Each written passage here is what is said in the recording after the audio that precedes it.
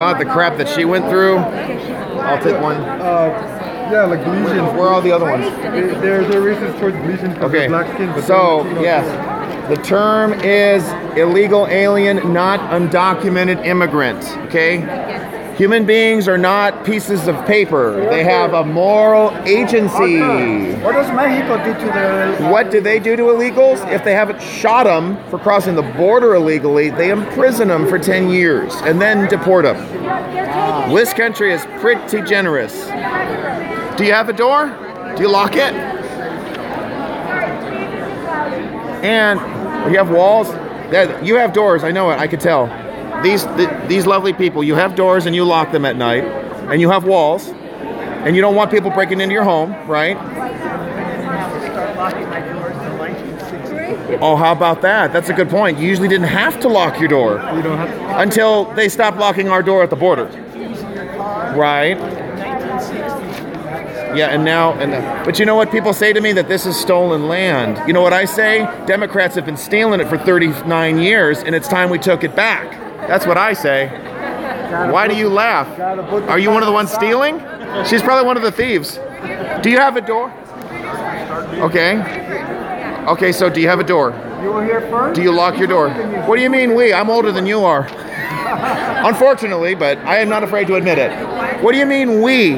What do you mean you? This is a serious matter. The great Mother Earth or something? No, I'm allowed to confront this. This is ridiculous. Who's we anyway? Exactly. Who's we?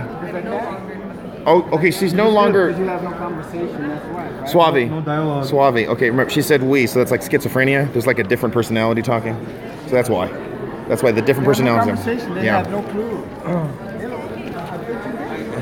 All the talking points that their professors taught them don't work How anymore. do they treat people from Mexico City? What do they call the Chilangos? What's the derogatory name for people from El Salvador? I don't know. He's an immigrant, by the way. Hi. They didn't allow us to bring signs. That's okay. Everybody, let's make it very clear. It is not undocumented immigrant. It is illegal alien. There you go. This is an English lesson, everybody, because some people still don't seem to understand the words. And when people say that opposing illegal immigration is racist, that's actually racist in itself. Think about it. Status and documented into the law. That's right. And I'm not a piece of paper. Excuse me, do you have your documents? Somebody on one of our lives. Awesome, love it. You guys. Let me take a photo. One of these people. Call it out. We have to call this out. The culture that the Spaniards put an end to was a culture of human sacrifice and bloodletting. I don't want to go back to that. And they're from Folks. Mississippi. Oh, they're not. Oh, that's right. Aztecs are not even from Central America. Yeah, it's Stolen Nunley said they're from Mississippi. Okay, Denver. Someone from Denver is If anything, watching. they came from Asia. Oh, that's true. Before the, Nobody's Spanish indigenous. people. We're all, nobody's They came indigenous. from us. Yeah. But Came from they want to blur the Mesopotamia. mestizo Aslan kind of stuff. Let me get my other signs out. I've got extra signs if you need them. Really quick, let me go help a friend out. Excuse me. Okay. Sorry, guys. Really quick. Okay. We have to help educate some of the people the difference between immigrant and illegal. Anybody else want to help us with this English lesson? Because God knows people love to confuse them. Like anybody could break into the country and that makes them an immigrant. Anybody else? By the way, I was born here, so I'm not an immigrant. Thank you very much. I was born here, so that means I'm not an immigrant. You know how many times I hear that in LA? We're all immigrants. No, not me. I was born in Torrance. Anybody else? There you go. English lesson of the day. If you broke into this country, you're not an immigrant. You are an illegal alien, okay? Just like if you break into my house, you're a burglar, not an undocumented guest. Anybody need an English lesson? How you doing, sister? Anybody else? We need help telling people the proper definition of illegal versus immigrant here.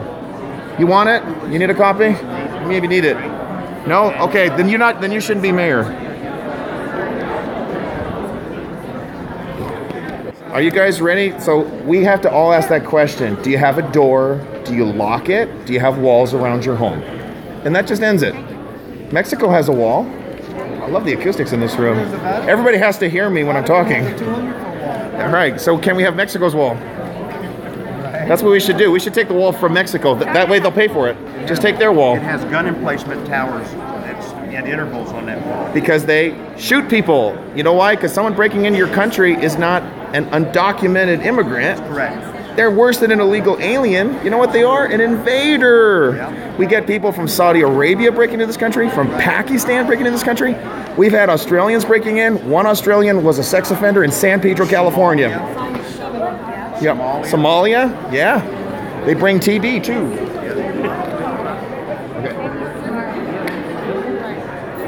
Sorry. I talked to one guy out there. I talked to a couple people.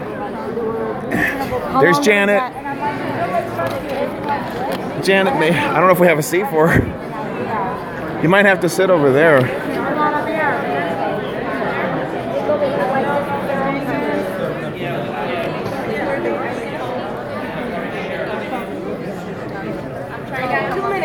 Seats taken. No seaties. Suddenly people believe in borders when it comes to their seats, right? So here we are, folks. We're in the city of Escondido. It's a full house. Check it out, folks.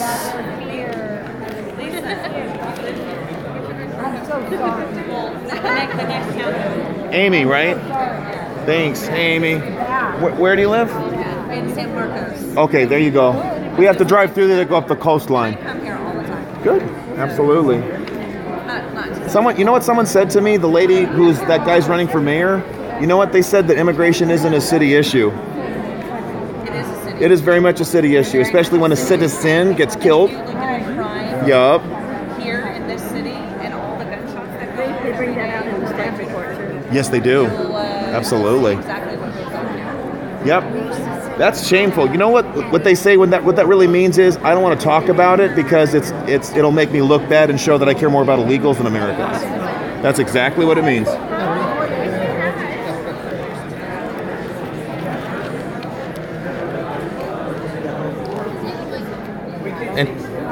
And she has a disability.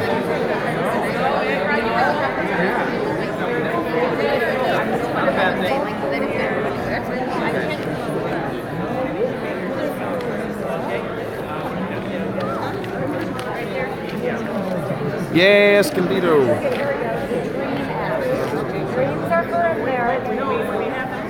Uh-oh. We got drama. Well, I thought you guys didn't believe in borders. Is that discrimination? She has a disability, right? Yes. She has a disability. Uh-oh. Uh-oh. Watch the personal space.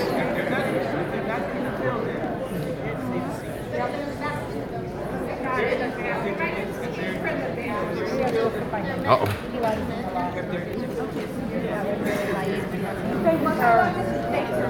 Thank you. Yay! That's right.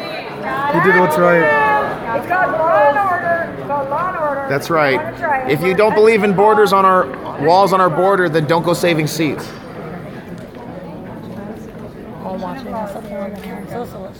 Oh yeah, okay. Now we got to keep it down. We gotta be professional. Sure. Based on your definition or mine? It depends on the thing. Well, you know, there's a difference It between depends how it illegal and goes, you know, they don't believe in it. That's right. Well, you know, I'm borrowing from these open border people because they think immigrant, you know, you could break into the country or come in. It doesn't matter, right? They didn't want to give up a seat, even though it was against the rules to hold it. Yeah, it's okay. Hey, Info Minimal, the heifers haven't shown up. They probably didn't get enough money this month from Jerry Brown or George Soros. No heifers. They're not here. Do we have anybody else that needs a seat? There's two open. Yeah, Hadim and Genevieve are coming. Well, They have not been here. yes. Stop it. Why don't you guys stop it? Grow up. Uh-huh. Why did you guys learn how to follow law? Why did you deny a woman who has a hearing problem from sitting in the front? Hey, Jennifer Martinez is outside. What? Jennifer Martinez is outside. And welcome to our City Council meeting of April 4th. I will call this meeting to order, and we will start with a moment of reflection offered by Mel Bittner. Please come forward. Should we stand? My name is Mel Bittner, and I represent the Portrait. Father, we want to consider your presence tonight in a special way of prayer. We thank you for the privilege that we have of speaking out. We pray that you'll give wisdom to the council, as they listen to the folks. We know, Lord, that you've asked, you said that if anyone asks for wisdom, you will give it to them. So we pray that they would ask tonight. Amen. We thank you for all these things in Jesus' name. Amen. I'd like to ask Councilmember Morales to lead us in the pledge. Flag of the United States of America and to the republic for which it stands, one nation, under God, indivisible, with liberty and justice for all. Citizens! And there were a couple people who didn't stand at all. Yeah, I didn't even stand, but they don't have. Okay, for to indicate that all council members are here, I have a proclamation, and I would like to invite Brandon Butler to the podium to receive the proclamation. Yay. Okay. I wish I could get this out of my Way to go, Arizona.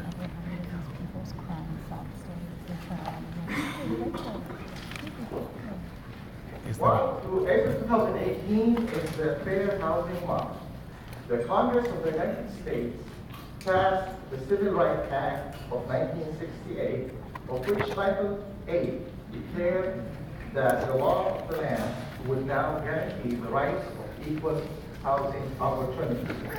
The City of Escondido is committed to the mission and intent of Congress to provide fair and equal housing opportunities for all. And today, many companies and associations support fair housing law.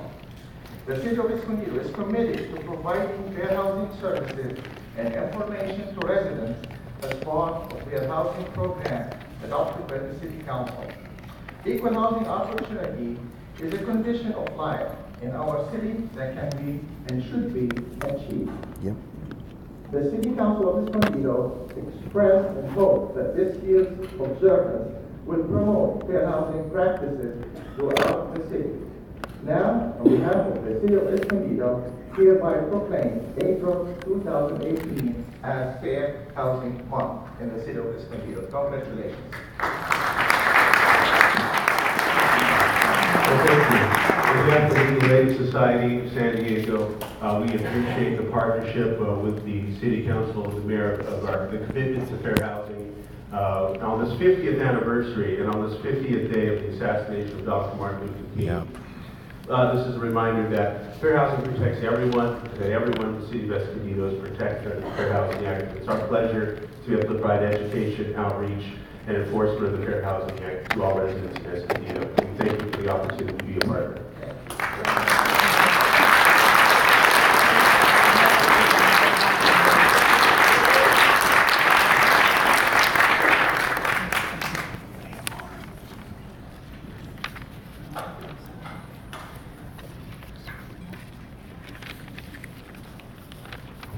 Okay, we move on to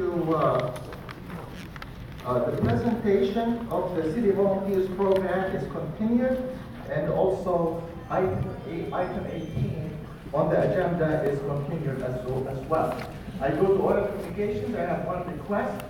Arthur We're starting with Arthur. Shopper, yes. Okay. You want to talk? For just, this is public comment, right? Right. Non-agenda, sure. Yeah. Thank you. Wow, that was fast.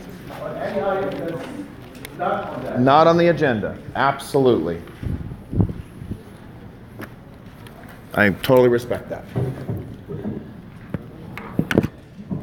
All right, good afternoon, Escondido City Council. My name is Arthur Schopper. I am from Torrance, California, nestled in the South Bay of Los Angeles County. And I must say, I have never been in a more beautiful city council chambers. So it's very nice to be here. I have met wonderful people already, and this is only my first time to this wonderful city. As you can see, I am a proud Trump supporter. And I think... Thank you. And I think it's worthwhile reminding the audience, even those who are never Trumpers for whatever reason, why he is the best president we have ever had representing us in the White House. He is the most pro-life president we have ever had. He exceeds Ronald Reagan's record, not only reinstating the Mexico City gag order, but expanding it and taking direct efforts to stop the funding to Planned Parenthood. He is the most Second Amendment president we've ever had, a vocal supporter of our right to protect ourselves. I would like the state of California to enact constitutional carry. But since we have a lawless legislature, perhaps the city of Escondido could be a leader and, why not have a sanctuary for gun owners? Why not allow constitutional carry within the borders of Escondido? I'd love to see that. The president has unleashed the energy tapped in this country like no other. Except for us here in California, we have seen energy prices drop and we see energy jobs grow. And for those who said that coal is dead, it is very much alive. We see coal mines opening all over the country, putting American workers back to work. Unfortunately, we have a loud minority in the state of California which seems to spend more time looking for every excuse to despise our president, even going after crappy gossip from a fraudulent porn star who is so ugly you'd have to use imagination to think anyone would want to do anything to her. So, I talked about the energy issue. I talked about the Second Amendment. First Amendment, which we get to exercise today. It was under unprecedented attack with the previous administration. And I am glad to see colleges having to buckle in line and respect the rights of all citizens. That's the leadership of our president, who took down the corrupt media like a boss. And we see CNN being body slammed. And it's about time for those never-Trumpers, Republican, Democrat, or Independent, stop watching CNN and start watching We the People making news and making America great again. Thank you.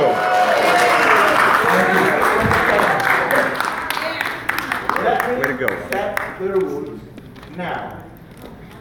I want everybody to extend to the speakers the respect they deserve so they can extend the same courtesy to you. I don't want to have applause. I don't want to have cheering. I don't want to have comments. We respect everybody's opinion, and everybody express their opinion in a very respectful way. I'm not going to allow anybody to disrupt the council meeting. Okay, I just want to make it very clear for both sides. Let's start with our agenda. The consent calendar, I would like to open it to item 12. Is there anything else to be before council? 4, okay. I need a motion to approve the rest. Mayor, we have speakers for number 9. For number 9, I would like to open full item 9 as well. So I need a motion to approve the rest of the agenda. I have a motion by Deputy Mayor Masson, a second by Councilmember Marasco. Please vote. 5 yes votes. Great. We go to item 4, Councilmember Diaz. Agreement with draft Pacifica regarding development of city properties. Councilmember Diaz.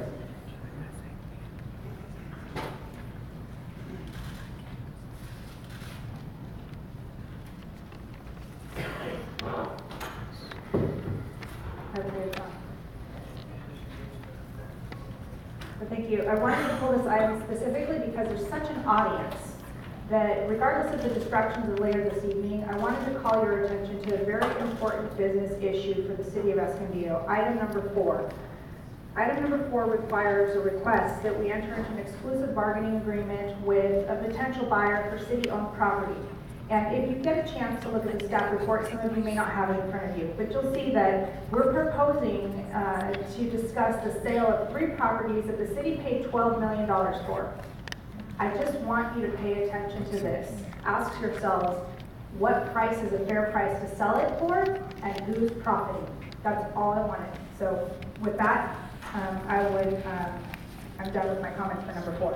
Okay, I need a motion to approve item 4. Oh, Mayor, I just want to point out, we still treated a revised agreement. right, we still there. Yes. So Councilmember Massa? A point of record, they'll be abstaining from the vote. Excellent. Now I need a motion and a second to approve item 4. I have a motion by Councilmember Gallo. I have a second by Councilmember Marasco. Please vote. 3 yes votes. D is voting no. Massa abstained. Excellent. Item 9, support of the Reduction Crime and Keeping California Safe Act of 2018. Okay, I have one speaker, and I have 2 speakers, sorry. First, Lillian Serrano Alamo. Please come forward. You have 3 minutes, and then Melinda Santa Cruz next. I can go this way. Each have 3 minutes. Please state your name, your city, and move forward.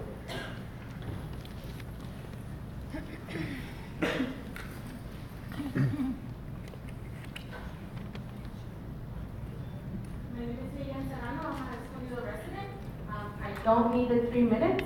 I'll be really brief.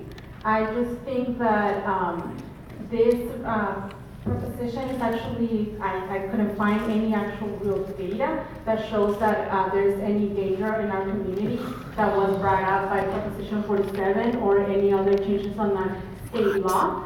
I actually think that California voters already spoke and we decided to give our community members a second chance.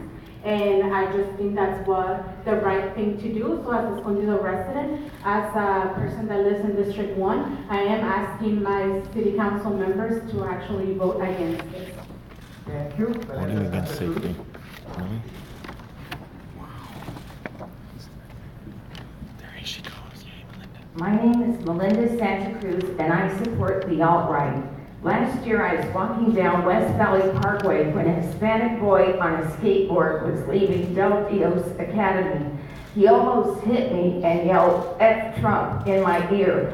The administration refused to take my call to report it.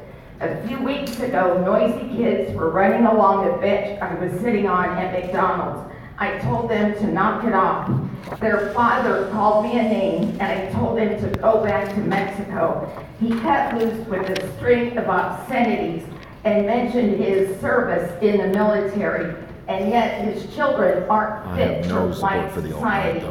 As I go around town, I am often bumped with shopping carts, not waited on in restaurants, or nudged in the ribs by Mexican women for no reason.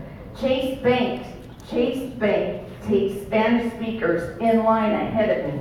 An Iraqi refugee once told me that he has seen Mexican women run their baby strollers up the back legs of white women at the church that gives away free bread. Thank you very much for supporting the rule of law. Okay. Thank you. Just want to give, I just need a motion and a second to support item 9. Mayor Bud, I think there might have been confusion about this. Can you have the chief come up and explain what this? Okay, Chief Carter, can you try to explain a little bit on item 9? I think there is some confusion, yes. Mayor, Council, the initiative is on the ballot, is trying to be on the ballot, is going to just have some language cleanup on AB 109, Prop 47, and 57. Thank you, Jesus. The interesting comment from the first speaker about a second chance, and I think that these 3 different propositions actually do give a second chance, and I don't think that's what this is about. This is about cleaning up some language where I don't even think our legislators thought this would happen. But oftentimes when people commit crimes, they find ways to get around the law. And what this does is cleans up areas that are of concern. Specifically talking about DNA collection because of felonies have reduced to misdemeanors, as well as some serial thieves that are out in the market and basically can steal as much as they want, as often as they want.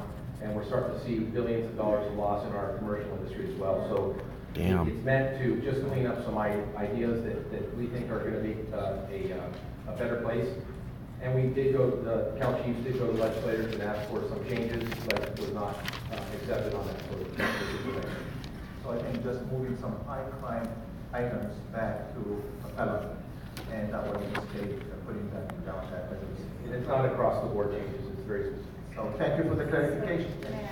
Chief, a couple of questions. So there isn't a state law that you're trying to get us to support. You just want a letter explaining that you would like language changes to existing state laws. Yeah, it just just that we're supporting the ballot initiative. Is it a ballot initiative by who? It's the committee that's put it together and supported by the sheriffs and county chiefs. Okay.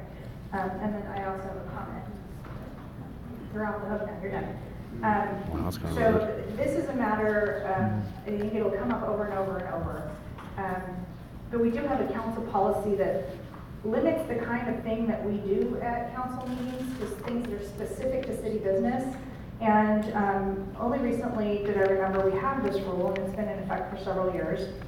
And it's called Rules of Order and Procedure, and it's item 2, matters covered. And I don't know how frequently you guys go back and read our council policies. I know I don't frequently do it, but when I read this, it struck me as the kind of language that designed by a previous council, some of us were there, but it's the kind of language that helps us figure out how best to handle the city's business. So I'm just going to read it to you because you probably don't have the benefit of having it fresh in your head.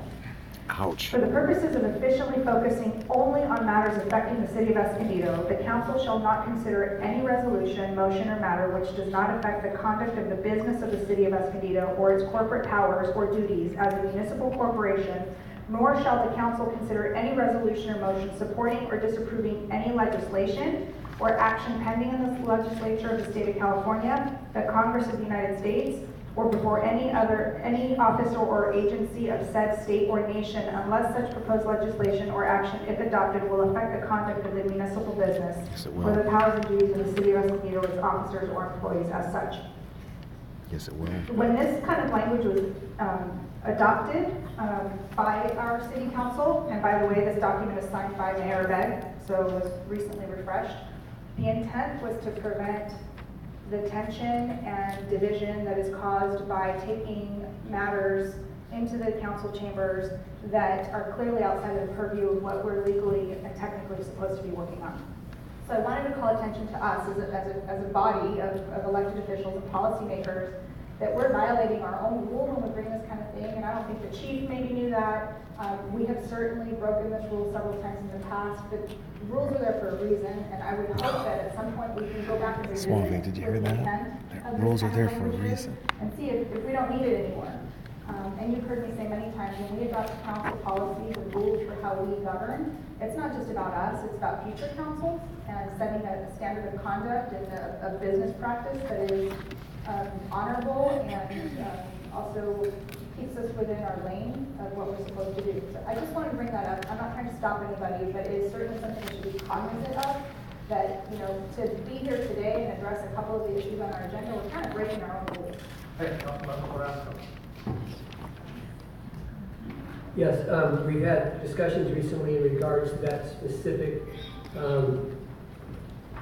philosophical ordinance or that the previous city council had adopted. And I was hoping to get maybe a comment from our city attorney in regards to whether or not this proposed letter of support and the legislation that could possibly be voted on does or does not affect the city of Escondido, or how it affects the city of Escondido. Mr. McKinnon. Well, the city of Escondido, because it has a police department, is responsible for the security and safety of its residents. Absolutely. To the extent law enforcement believes that these laws are negatively impacting the residents of the state of California, of course those including the in the city of Escondido. Law enforcement believes that these are appropriate mechanisms to fix that potential problem. So it does come within your public powers because you have a general police authority to ensure the safety of your residents. So there is a direct cause and effect as far as this is concerned, that's relating to the city of Escondido and its residents. Thank you. Appreciate it.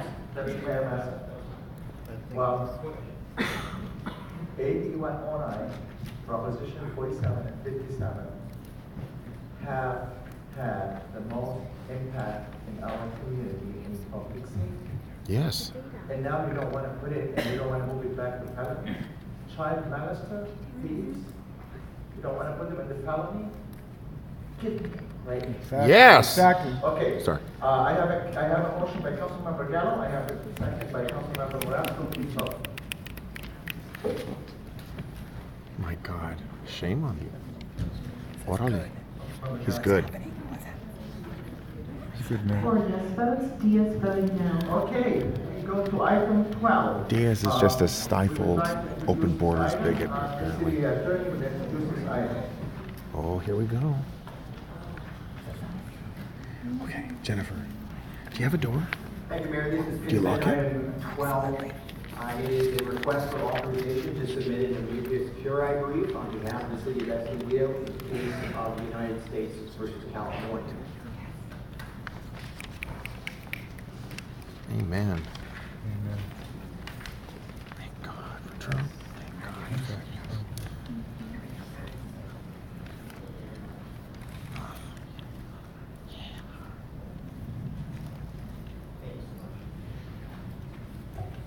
I think because of the nature of the media that has come out about this particular matter, and I'm getting emails directly, there seems to be confusion about what is actually under consideration here. So I'd like to start my comments with what it is that we're looking at doing and what we're not doing.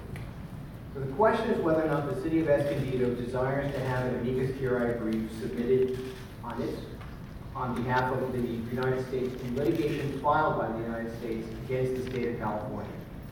An amicus curiae brief is just a fancy Latin phrase for a friend of the court. It is a non-party statement intended to supply a court examining a dispute between parties with information that the parties may not otherwise provide to the court. That is, people have interest in litigation, but they're not parties to the litigation. So what they want to do is they would like to submit legal arguments, comments, discussions, and statements about how that litigation is going to affect them. That's what is for your consideration tonight. What it is not is an effort or consideration of suing the state of California. It is not a consideration of suing any other party. This is not a request for authorization to intervene in the lawsuit filed by the United States against the state of California or become a party in that litigation. And probably most importantly, because I've seen media comments about how the city is going to defy the state of California and is going to join the city of Los Alamitos, that we are not considering opting out of SB 54 or any other state law. So what we've done is we've changed our policies to comply with SB 54 as of January 1, 2018. Our officers have been trained to comply with the law, and they will comply with the law. Our policies will be consistent with SB 54 until and unless a court rules otherwise. So that's what's under consideration. We're not opting out of SB 54. So let me talk a little bit about how this got on the agenda. The question was posed to me about whether or not any of it should be on the agenda. The lawsuit by the United States was filed on March 6th of 2018. On March 12th, the district court, the actions filed in the federal district court, the Eastern District of California, which is in Sacramento, which is the seat of the state government. The district court issued it in the existing litigation, not as a party, but in some other respect. At that time, as of March 26th, the court had amended its scheduling order to allow parties to file amicus briefs on or before April 6th. That's this Friday. So it never got onto our future agenda, and the only time to have this matter heard was tonight. So from March 26th to April 6th, this was the only hearing where it could be heard. Councilmember Diaz was talking about the council rules and procedures, and that relates to whether items can even make its way onto an agenda and who's allowed to do that. I believe that we've complied with the rules. Staff is bringing this to you effectively because you have no other choice but to do it tonight if you're going to do it at all, given the time deadline for the following amicus briefs issued by the U.S. District Court. And even if somehow this should have been on a future agenda and was not, your municipal code allows you and does not withdraw jurisdiction from you hearing this matter, even though if it wasn't on the future agenda. We clearly have noticed the matter of complying with the Brown Act and state law, and we're having this matter in open session. We haven't brought this in closed session such that nobody can hear it. You're going to hear the discussion yourselves. The lawsuit was filed on March 6th. The plaintiff in the case is the United States of America and is represented by the U.S. Department of Justice located in Washington, D.C. There are 3 defendants in the case: the state of California as a government entity, Governor Brown, and State Attorney General Becerra. They're going to be represented by the State Attorney General's office. As I mentioned earlier, the case is filed in the Eastern District of California, United States District Court. So it's a federal case because the federal government is a party. And they are seated in Sacramento, which is, as I said, the seat of state government. There was some effort to get the matter moved to the Northern District of California, the Bay Area. I understand from the document that motion was denied.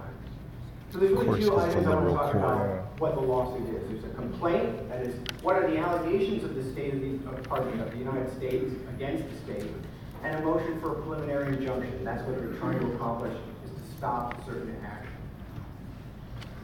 So the underlying premise to the lawsuit of the United States is that no state may enact or enforce laws which obstruct or conflict with the United States' constitutional authority to enforce federal immigration laws.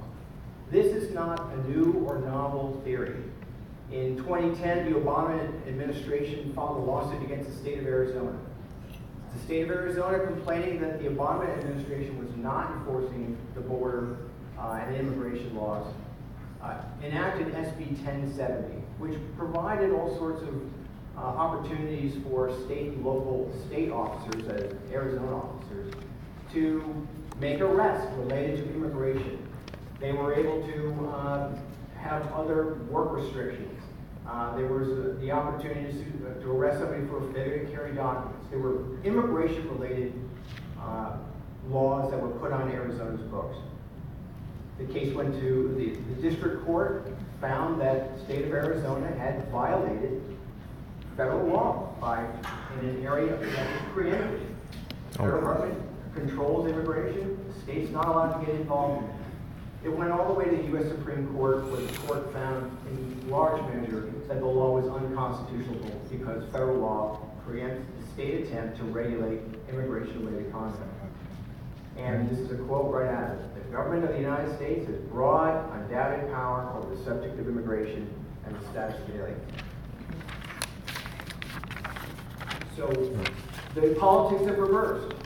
Now you have a state complaining that there's too aggressive enforcement of the immigration law. Arizona complained there wasn't sufficient enforcement. Now there's a complaint that there's too much.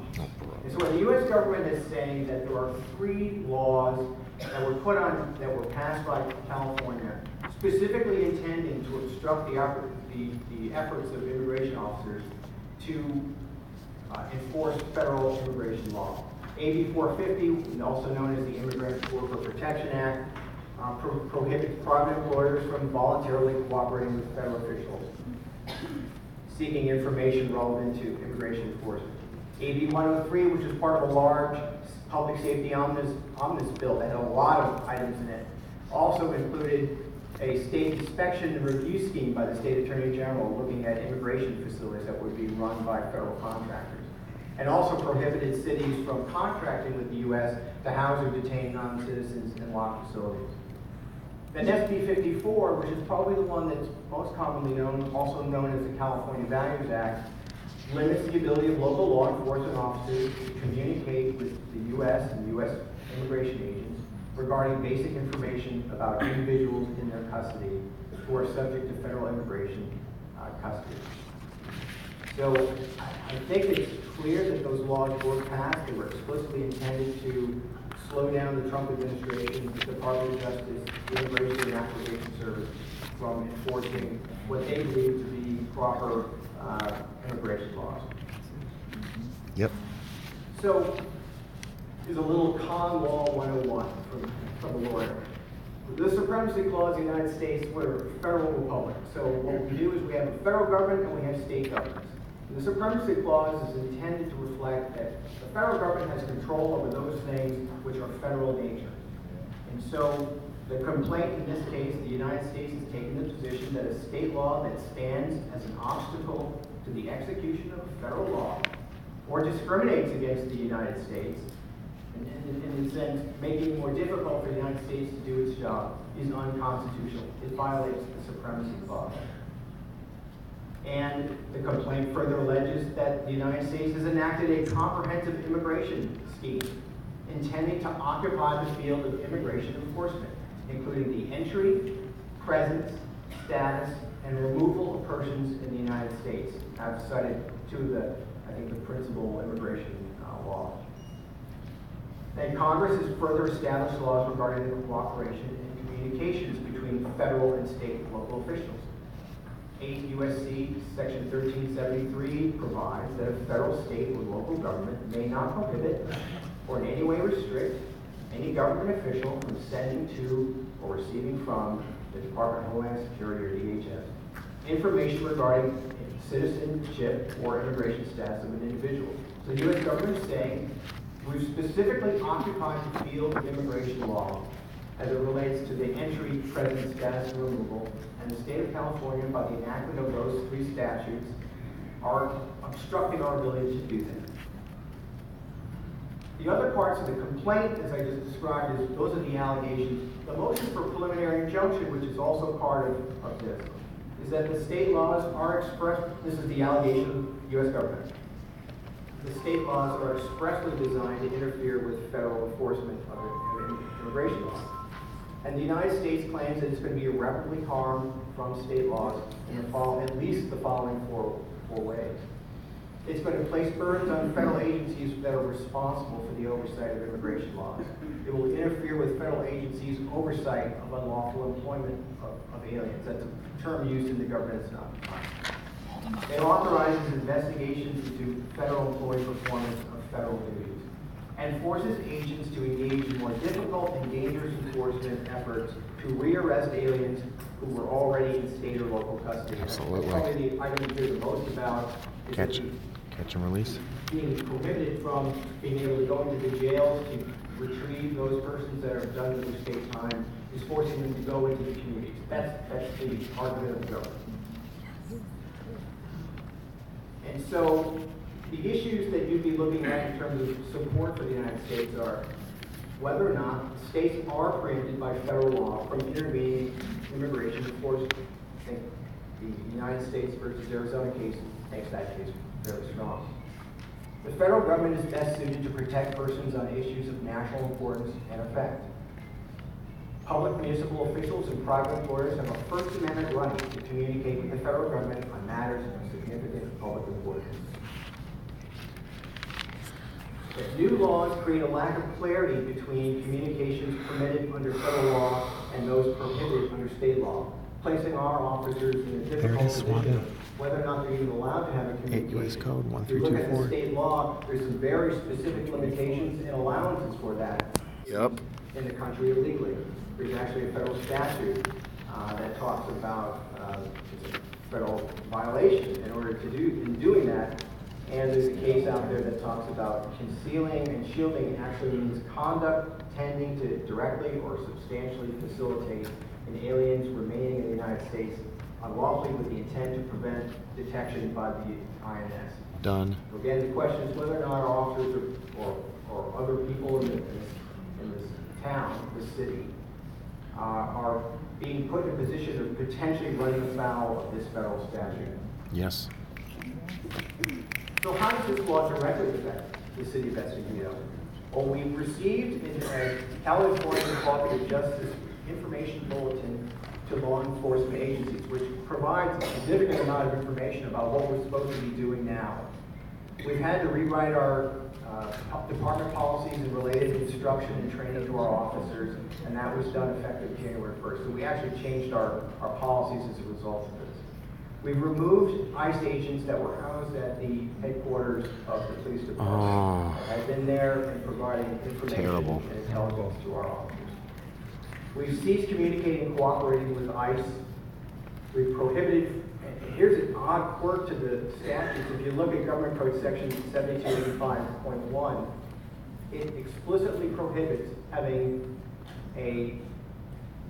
from volunteering allowing a ICE agent into a non-public area. So even if you were going to have a meeting, not even on immigration, you would not be able to do that. You'd have to meet with an ICE agent in a public area. The purpose of that, I believe, was probably not to allow ICE agents into the back room of businesses and creating disruption.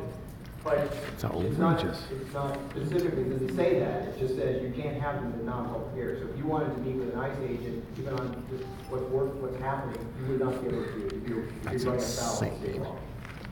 We've had submissions of public records. It's a violation of the First Amendment. Looking for statistical data, and we anticipate that we're going to be receiving more future requests for information, documents, and analysis.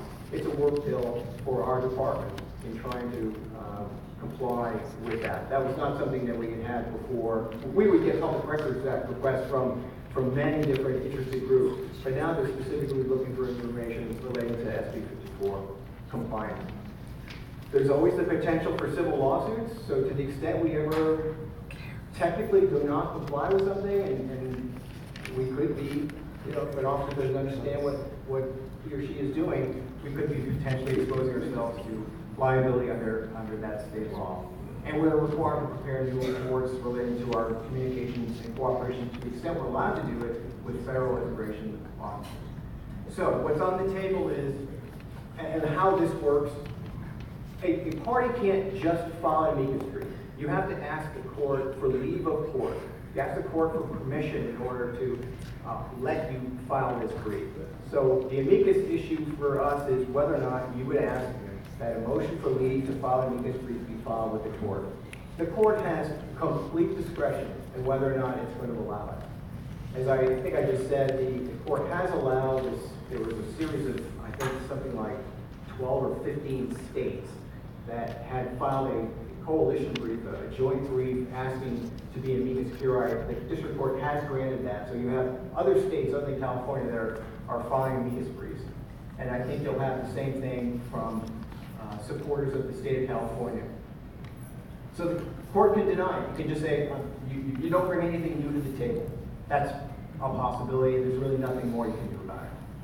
The court has specifically said that it will only consider briefing that helps the court beyond the help of the lawyers for the parties that they're able to provide. So it needs to bring something new to the table.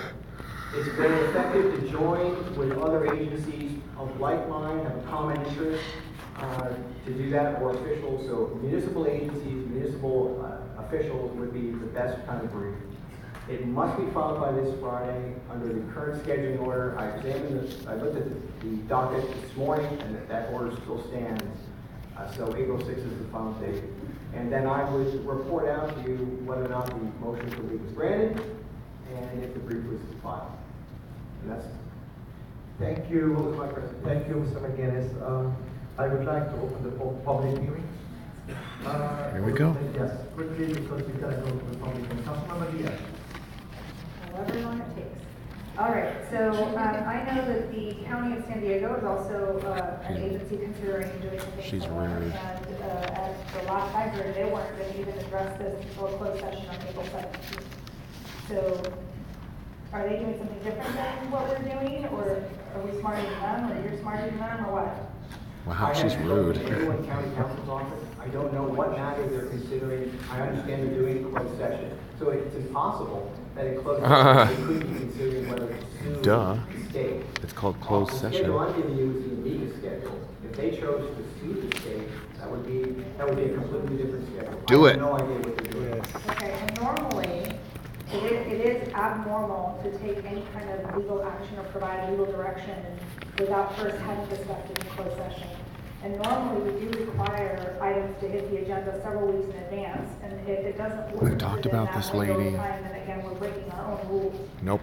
There's something like that. Maybe the county's doing something different, but the way I read it in the news, they were considering the same action that's being considered here The tonight, news. that they're giving themselves more time to discuss it in closed sessions before they make any decision. I looked at the document this morning, and April 6th is the date for Mika to file supporting briefs on behalf of the United States. Okay, and then you had one of your slides earlier, you had your clicker. You had the slide that describes what the powers are for, it was your top bullet, maybe one more. This one. Oh, sorry. No state may not enforce it. Okay, so it would have been really great if you had been the city attorney in 2006 when this council considered the housing ordinance, because, I don't know. It was a lot of this council, 1/2 of this council, so a large part of this council. That's not a majority. And that was the comment that a lot of residents made, and so apparently now it matters. But I wanted to ask, when you list the state of Arizona, the difference I see, and I'm looking for a legal education here, and I know you're really good at explaining things. The difference I see between SB 1070 and SB 54 She's just so is that SB 1070 desperate. gave the state of Arizona agents more authority and more power, similar to what we had done in 2000 with this council, and I wasn't on it then, on the housing ordinance, where we suddenly created additional police powers for the city. Arizona created additional police powers for itself as a state that belong to the federal government. So that's giving themselves more authority than they normally have or would have. As opposed to the state of California not granting itself more authorities, but limiting a federal authority in a state matter in terms of how its residents need to be protected. So is there a significant difference in the tone, or none of that matters? So California is not giving itself more power. Yes, it is. It's limiting federal power. It's limiting state power. It's limiting state and local power. So the difference would be, well, I think what Arizona was trying to do was mirror the ability of what federal agents were doing for immigration enforcement and giving that to their state officers, under the theory that they were law enforcement officials able to enforce the laws of the United States. And that was proven to be a violation, and most of the stuff was unconstitutional. That actually wasn't taken out. SB 54 is kind of the opposite. We're not giving our police more power, we're limiting federal agents' power within our state. And I'm asking, I'm asking if you don't see that as a significant difference between those laws in that situation and the laws that have been enacted in the state of California. It seems like a different approach. It's definitely a different approach. As I said, the politics have reversed. But the law has not. No, and that I think is really the central premise to the problem that the United States had both in 2010 against Arizona and the United States has against the state of California today. And that is, the states should not be involved in either trying to enforce immigration law or obstructing federal enforcement of immigration law. Okay, and I also want some clarification. When we last discussed this particular item, I didn't even know what SB 54 was. I had no idea it was on the council agenda. And so I went and read the law and came here with a different perspective than I think my peers did. And it was clear that they hadn't read all the issues that were presented in the law. So in the final draft of the law, what I understand to be the case is not that we are completely prohibited as a city or as agencies within the state, city agencies, not completely prohibited from working with ICE agents or immigration enforcement.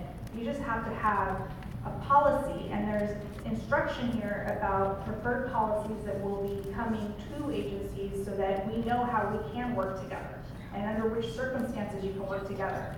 So what I'm hearing people say is that we can no longer work with ICE, but what I'm reading is that we can if it's in writing and it's clear how and under what circumstances we will work with ICE.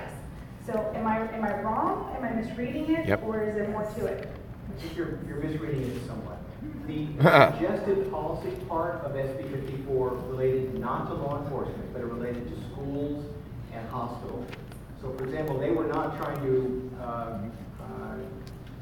force those agencies not to have the kind of communications that law enforcement, because that's not their normal. That's their not normal way of doing business. There's no question that SB 54 limits the contacts and communications that local law enforcement and state law enforcement may have with the federal government. And you're right, it's not an absolute inability to have any communication. There are limitations.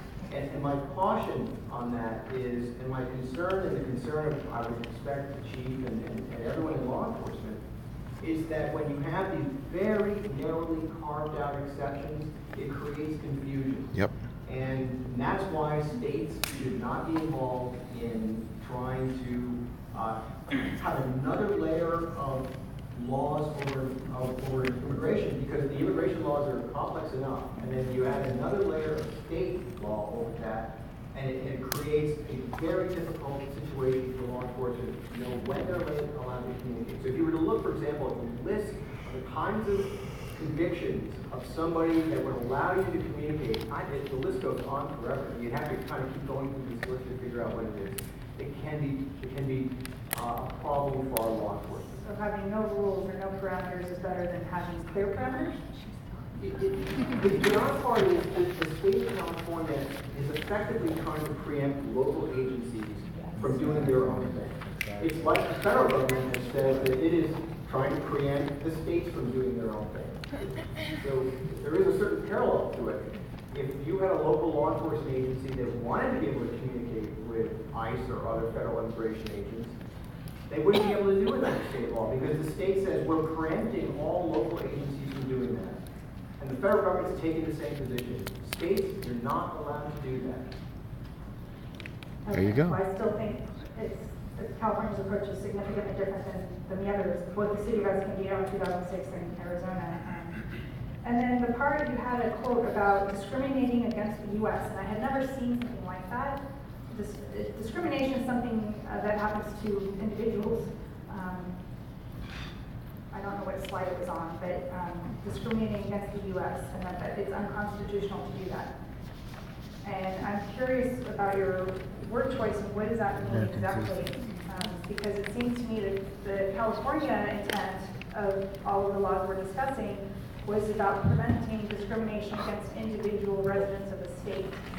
And I don't see that as somehow creating discrimination against the nation.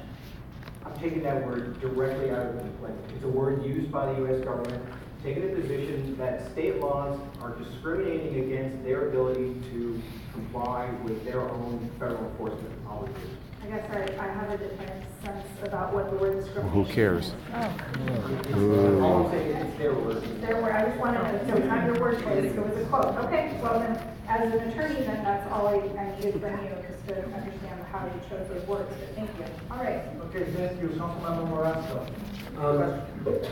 One question is, how does this affect the city as far as financial liability and exposure is concerned? The filing of the amicus brief poses no financial exposure. For example, if you had been a party to the case and you were on the losing end of the case, there are some circumstances, usually under a statute, where the losing party would be required to pay the prevailing party's costs and fees.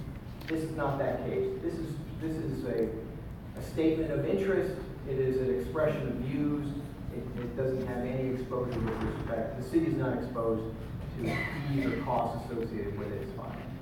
Or financial obligation via lawsuit, exposure via lawsuit because we filed? You're expressing effectively your First Amendment right to take a position on something that you're not a party to. I talked about that. Secondly, Ms. Diaz brought up the question as to how it affects, what's the difference? You know, is it really just clarification, or is there a real difference in what occurs, say, with our police department where the rubber hits the road? I don't know if now's the appropriate time for Chief Carter to perhaps clarify or let us know what their exposure has been thus far, or what differences are seen, as Ms. Diaz brought up. My job is to make sure that my officers operate within the law, state, federal, all laws. And when we have a state law that precludes us from working with our federal partners in immigration specifically, it puts us, I think, in a very difficult spot. Yep. You know, my direction to them is that let's err on the side of caution. I don't want to get involved in that piece of that, and I don't want them to be subject to any type of lawsuit or any criminal action as well. Damn. I can tell you that prior to SB54, we had ICE officers, and I've said this before publicly, we've had ICE officers in the station. We cooperate with them on different task force, gang enforcement, and others, and we have since about 2009. That relationship was an understanding that we had between the federal law enforcement officials for ICE and the Escondido Police Department on what they would target in the city of Escondido. Mainly prior deported individuals and individuals with criminal backgrounds. We were able then to cooperate with ICE and talk to them about those individuals to see if they met the standards that they had, and if they did, they would be removed. After SB54, we no longer have that ability, and if we come in contact with somebody, we would not have a way to find out if they are here illegally, because the way that this is written, we would have to have prior knowledge or have some knowledge of the prior deportation as well as criminal activities, as our attorney talked about, a long list of criminal charges that we could cooperate with. In order to get that information, we'd have to talk to ICE, and it precludes us from doing that. So it's a bit of a catch-22 for us, and it's a situation I'd rather not have my officers in, and it would be nice if it was clear. Yes. But that's not something that I guess we should get to do. Okay, great. Thank you very much, Chief. I appreciate that. Thank you, Chief. Not quite done. There's also a comment that's always made. It's like, you guys don't hear it, I hear it. It's like nails on a chalkboard. I've read everything. I understand it. Obviously, you didn't understand it. Ms. Diaz likes to make that comment all the time. What you have to realize is we all read everything. We read all the materials. We do our own homework. We just don't talk about it all the time. So there's a bit of a difference there, okay? So I've read all those things. So don't say you obviously didn't understand it because I didn't look at it the same way you did. And the other thing, discrimination, that term, you obviously have an educational bias as to what that term means. There's a broad sense of what discrimination means, and not just against someone because of race or creed or whatever else it may be. And I didn't comment when you said anything, so I'm making my comments now. And I'll be talking a little bit later on again. Thanks. Thank you, Councilman. Thank you. Okay, on to public hearing. To make it efficient, please respect each other. Even if you're going to disagree what somebody says, we need to move on to the public hearing as efficient as we can. I'm going to call 5 people at a time. Please come and line up behind the speaker so we can save time. I have 66 requests to speak. You have up to 2 minutes. You don't have to use the 2 minutes. If somebody else takes the point for you, you don't have to use it, but you're allowed up to 2 minutes. I'm going to be strict with the time because of the number of people. So let's start with the first 5. Paul McNamara, Stella May, and Patrice Lenz, I believe, and then Louis Reyes, and then Ronald Paul, I believe. Come forward. Mr. McNamara first. Yeah, there's the overstuffed. Wait, no, what do you want to tell me? I was asking if this is Paul McNamara, Escondido. No. Thank you for the opportunity to speak this afternoon. I'm speaking today against the passage of the proposed amicus brief on behalf of the City of Escondido in the case of the United States versus State of California. We're elected to do that. But you can solve city problems, like restoring the library services to the residents of the East Valley Parkway. You know, when asked at a previous meeting what the plan was, the city manager said there was none in place. I believe you should be working on Escondido issues rather than divisive national politics. Do the job you were elected to do. This is bad at many levels. It's a terrible outcome for the city. It will make our police department's job more challenging. Crime and sheriff data will go unreported and increase. It will not make us safer for The police just said that their job was harder because of Senate Bill 54. Not more divisive issues. It's a waste of our taxpayer dollars and many one of the staff focused on this issue. Stop making us look like a city we are not.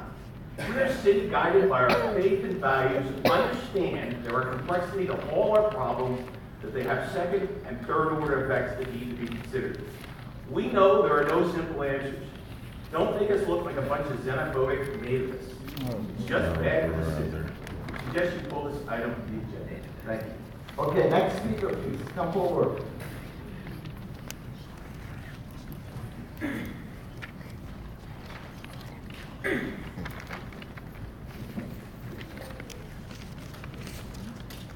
Good morning, good afternoon, I'm representative of the concerned citizens of California, a number of whom live in Escondido, and we collectively ask you to vote yes to adopt the resolution to authorize the combined filing of a motion to leave, for leave to file an amicus brief on behalf of the city and in support of the recent lawsuit against the state of California. I had a number of other things that I was going to discuss, but I wanted to share with you something that I think is a fine point on what we're dealing with here. Beyond the fact that Sacramento is literally stalling their authority, we need to reclaim. Thank you for taking this position so we can reclaim local authority. They've stolen your authority. You're about public safety and so forth. My mother was a naturalized citizen of the city of Nice, France. As you all know, on Bastille Day, that's when a terrorist mowed down a bunch of people and killed them and so forth. That was a direct result of, in the late 60s, early 70s, France decided that because they wanted to get first dibs on oil, they decided that they would take all the people from these other countries, Arab countries, and let them flood the country.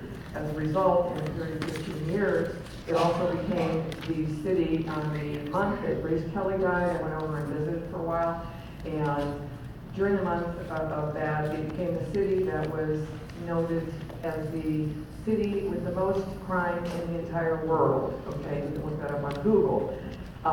I don't want to ever go back to France again because it has become absolutely horrible because of an invasion with people that don't want to acculturate, don't want to become citizens. If you live in America, stand for the Pledge of Allegiance. Yes. Acculturate, bring your customs, put them aside if they're bad customs, and behave. Thank you very much. Okay, Mr. Speaker. Thank you. Excuse me. You raised the D, remember? Right. Okay. Good evening, Council. My name is Patrice Pons. In my lifetime, California has gone from the Golden State into a state of lawlessness. In fact, the Sanctuary State Bill, SB 54, has reduced California to a national security threat. SB 54 is limiting your local power. It's causing harm and is a threat to citizens, our law enforcement, and our first responders.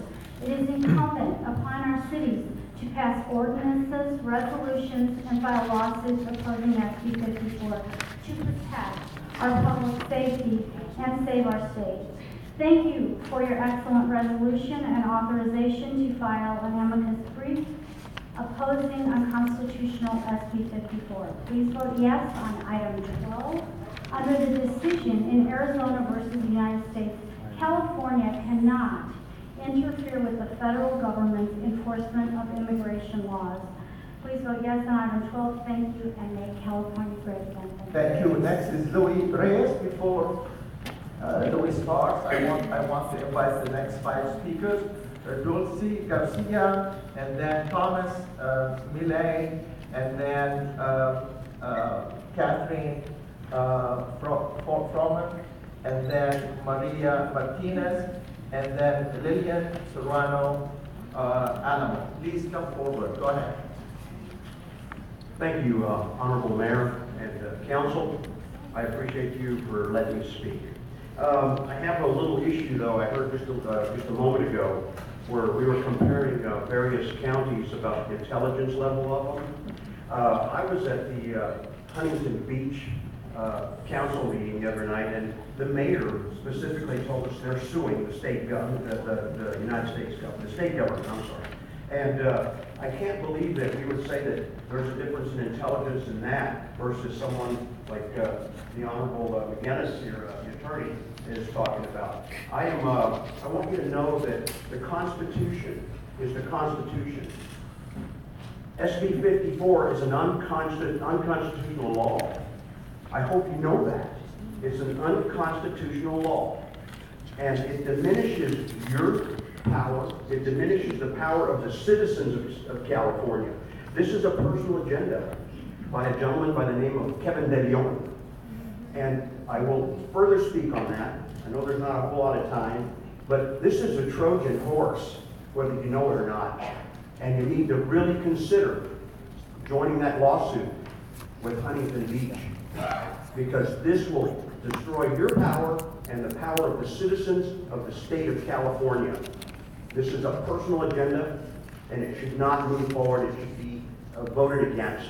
So I would hope that you folks would do that and consider that wholeheartedly.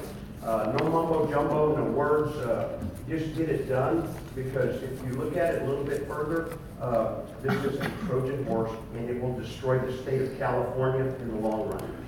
Thank you very much. Next speaker, please. Thank you. Good evening, Mayor and Council.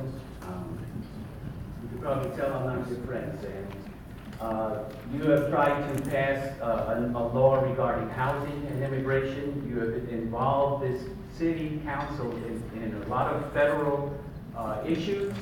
You're not taking care of city business. You have been sued, and you had to settle for $500,000 of our taxpayers' dollars. You closed the library in the poorest area in Escondido. The citizens have to do it without now. You gave a tax break to Walmart of $5 million, and you just gave a $25 million contract to run our libraries to a private for-profit company in Maine. And you gave yourself a 10% raise on top of that. We are now looking at a situation in this country where we do the Me Too, as he smiles, the Me Too issues where women are being discriminated against and berated. And you have a guy sitting here, Michael Marasco, who just berated the only woman sitting on your city council.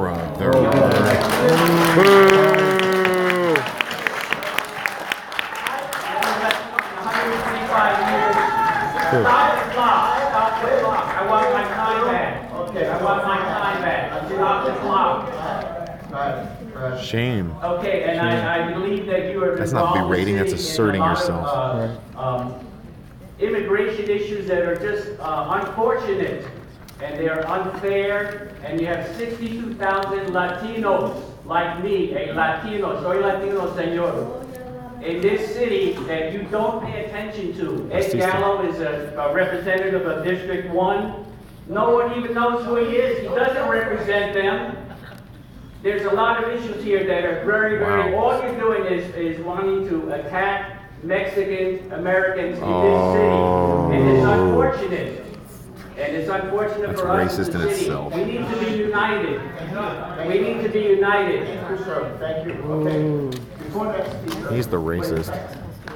You're the racist. If I need more interruptions to the speaker, I will leave the room. Take my word. I'm not going to allow anybody to intimidate any speaker. Okay? That's the second warning. Please go ahead. Thank you. My name is Lucia Garcia. I'm a member of the San Diego Board of Dreamers. We have members that live here in Escondido. I wanted to make sure that you guys understand that this is an issue of compassion. SB 54, whether it's unconstitutional or not, should not be for you to decide. It's the rightful thing to do. It's the rightful law to protect those that are the most vulnerable in our community.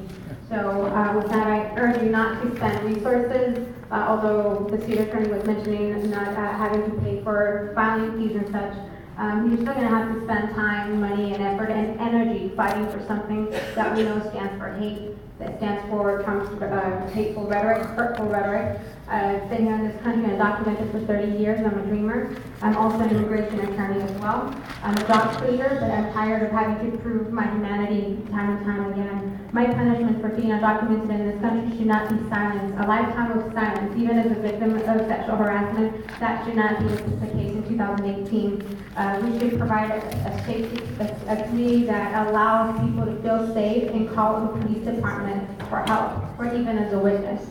Again, even if SB 54, and there's a lot of lies going around surrounding SB 54, but really what it comes down to is rhetoric that comes all the way down to the White House. That's really what the issue is here. Even as an undocumented person, I still have Fourth Amendment protections, and as the city attorney, I can tell you, If ICE were to come to my house, ICE has to go get a warrant from the judge, right? And this is what this is about. No one wants murderers or rapists in our community. I've lived here for 30 years. I don't want murderers and rapists in our community, but I can tell you that even the Border Patrol and other law enforcement agents also engage in these crimes as well, whether it's murder or rape, right? And we don't get rid of the whole agency, even if it is a law enforcement officer that is committing these crimes as well. So we can't punish a whole community based on the crimes of a few. Thank you. Thank you. Next speaker, please. I'm Captain Barbara Fromm. I was born and raised here. I don't appreciate the behavior of the city manager, Mr. Epps, Mr. Morosco, and Mr. Masson when it comes to another member of the city council. And Mr. Masson, I came to a meeting and you called me out as a Pole. I give 3,000 books to the libraries of the schools of Escondido, and I tutor every day. I'm wondering what you do for the schools of Escondido. It doesn't surprise me that this group would want to do this. You're salivating at the possibility of submitting an amicus brief, challenging the position of the great state of California and its leaders.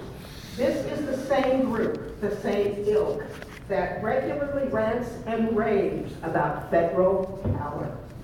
This is not a crowd that understands religious teachings or religious moral positions that are taken by all religions.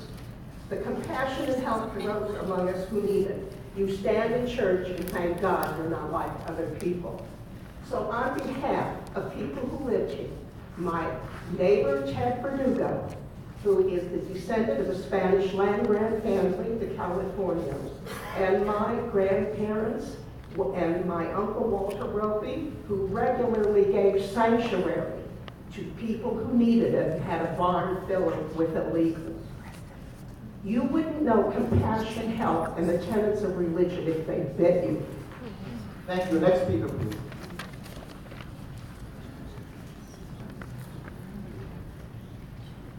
Saying I fear for my life. What's your name? Marie Martinez. Thank you. Okay.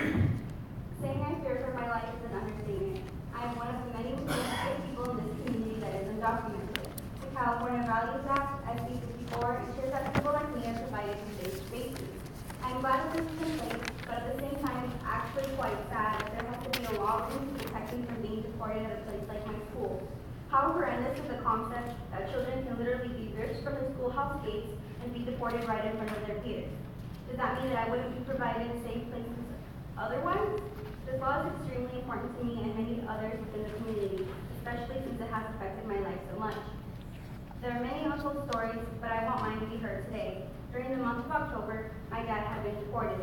It would have been another regular day, but unfortunately I had decided to follow him home and deport him right in front of my mother.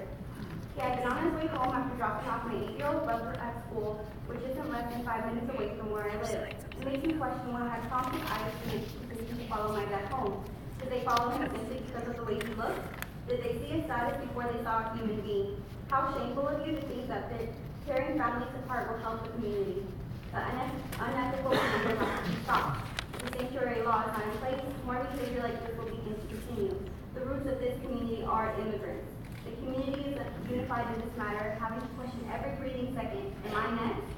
We are going to protect each other at all costs. I'm proud to be a journalist where I'm able to be the voice for the voiceless, but unfortunately, in a situation like this, I am the voiceless. Since I am undocumented, I am unable to vote, although I'm pretty sure I know more about how the government works than the general public. So I urge those who are able to vote to be my voice. Thank you. Thank you. Next speaker, please. Good evening, Mayor and members of the City Council. My name is Thomas Maya. I've been coming to Escondido since 1968 and I've been a resident of the city since 2001. This is the first time I've come to the council meeting for the purpose of actually speaking, because you finally have gotten me really riled up. I honestly do not understand why we as a city would waste any time on such a matter as filing an amicus brief. I mean, I really appreciate what the city attorney did to educate all the folks in attendance about the merits of SB 54 and the federal lawsuit against it. It seems to me that filing an amicus brief by the city of Escondido has only one purpose, and that purpose is to be divisive. I have no other explanation for it. I watched the members of this council. I've watched you oftentimes on television. I do not understand exactly what the purpose would be, other than to rile up people in 2018 because we have an election going on here. I mean, this is nonsense to me. Why are we wasting our time and our resources on a matter that does not meet our health? I mean, all we're going to do is invite people down from other parts of the state to demonstrate how divisive this matter is to the city. I don't understand how this could be helpful to anybody here. I just do not, unless you believe that what it will do is rile up enough people to get them to the ballot box in November. I mean, Mayor, I do not understand any other. Time is up. Next speaker, please. Okay, before the next speaker, I would like to invite the next 5 speakers. Juan Vargas, Amy Sutton, followed by Daphne Graven, I believe, and then Carolina Flores, and then Arturo Velasco. Please come forward. Go ahead. My name is Lilian Serrano. I'm an Escondido resident, and I'm here because I will start by saying, Mr. Sanabed, we elected you as a mayor and not as a federal judge. This is not within your power. This is not something that I want the city council to be talking about, but you decided to bring this into our building. And this building, the Escondido City Hall, belongs to the Escondido residents. This board is the Escondido City Council, therefore should be representing Escondido residents and no one else's political agenda. And yes, that includes the president. With that being said, I will refer my words to Mr. Samabed and Ed Gallo, since both of your names are actually on my ballot. When you decided to run to represent me and my family, when you were elected and swore to represent my values and the values of my family, my neighbors, the people that I barbecue with, the people that I talk to and say hi and bye every day on my way to work, you decided to do that and to represent us.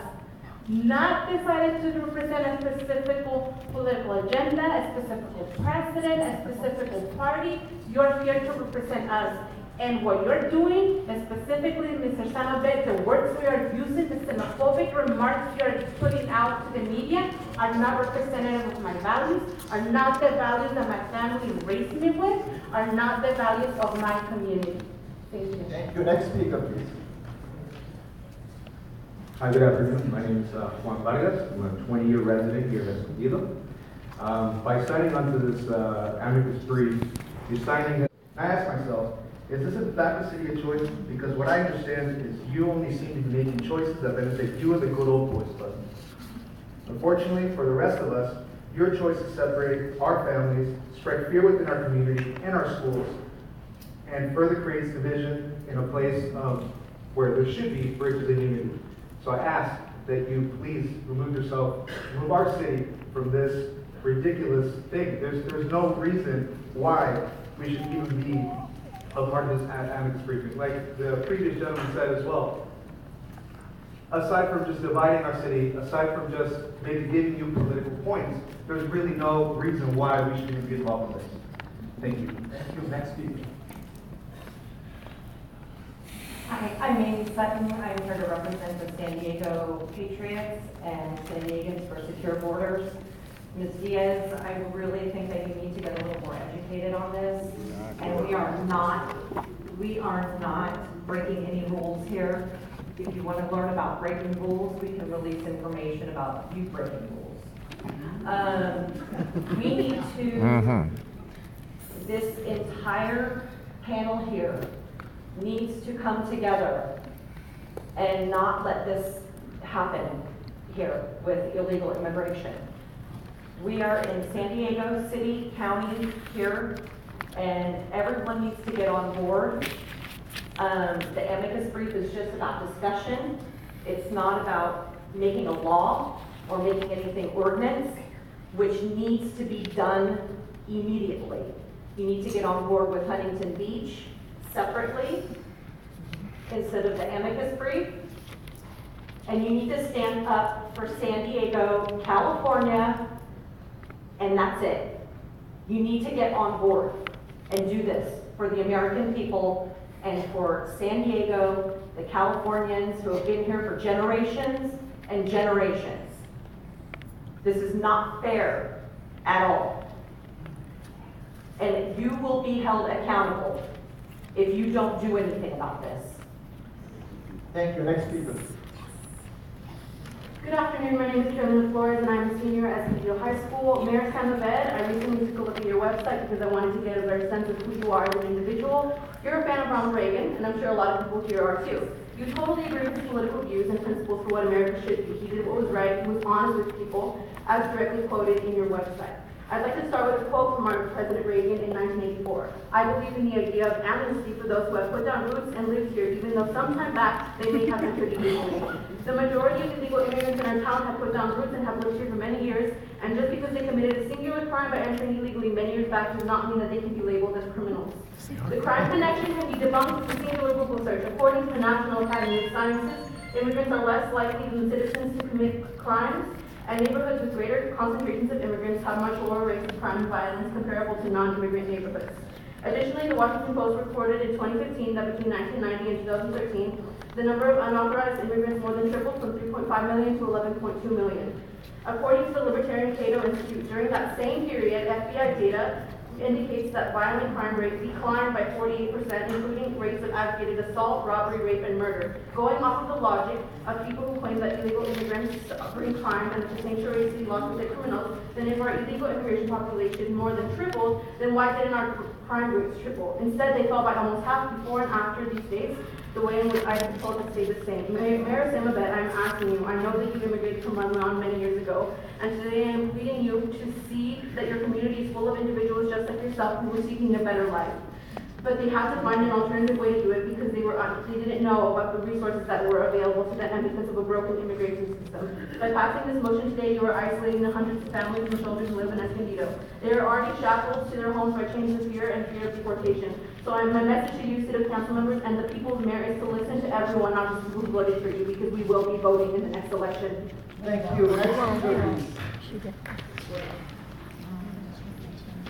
Good afternoon, my name is Sandra Garcia, and I'm here to emphasize the importance of having compassion and sensitivity towards the fear that illegal immigrants feel on an everyday basis.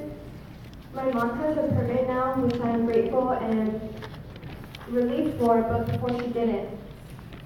She is a good citizen, and she has done no harm to the country within the 23 years that she's been here. And as a child of a Latin single mother, I am proud to say that I'm doing well in school, and that I'm also a good citizen. On Easter Day, we did Easter egg paintings, and on one of my mom's eggs, she painted both the American and the Mexican flag. And that demonstrates that the U.S. is a home to illegal immigrants, and I should not be allowed to choose or come into safe places like homes, schools, hospitals, or even courthouses.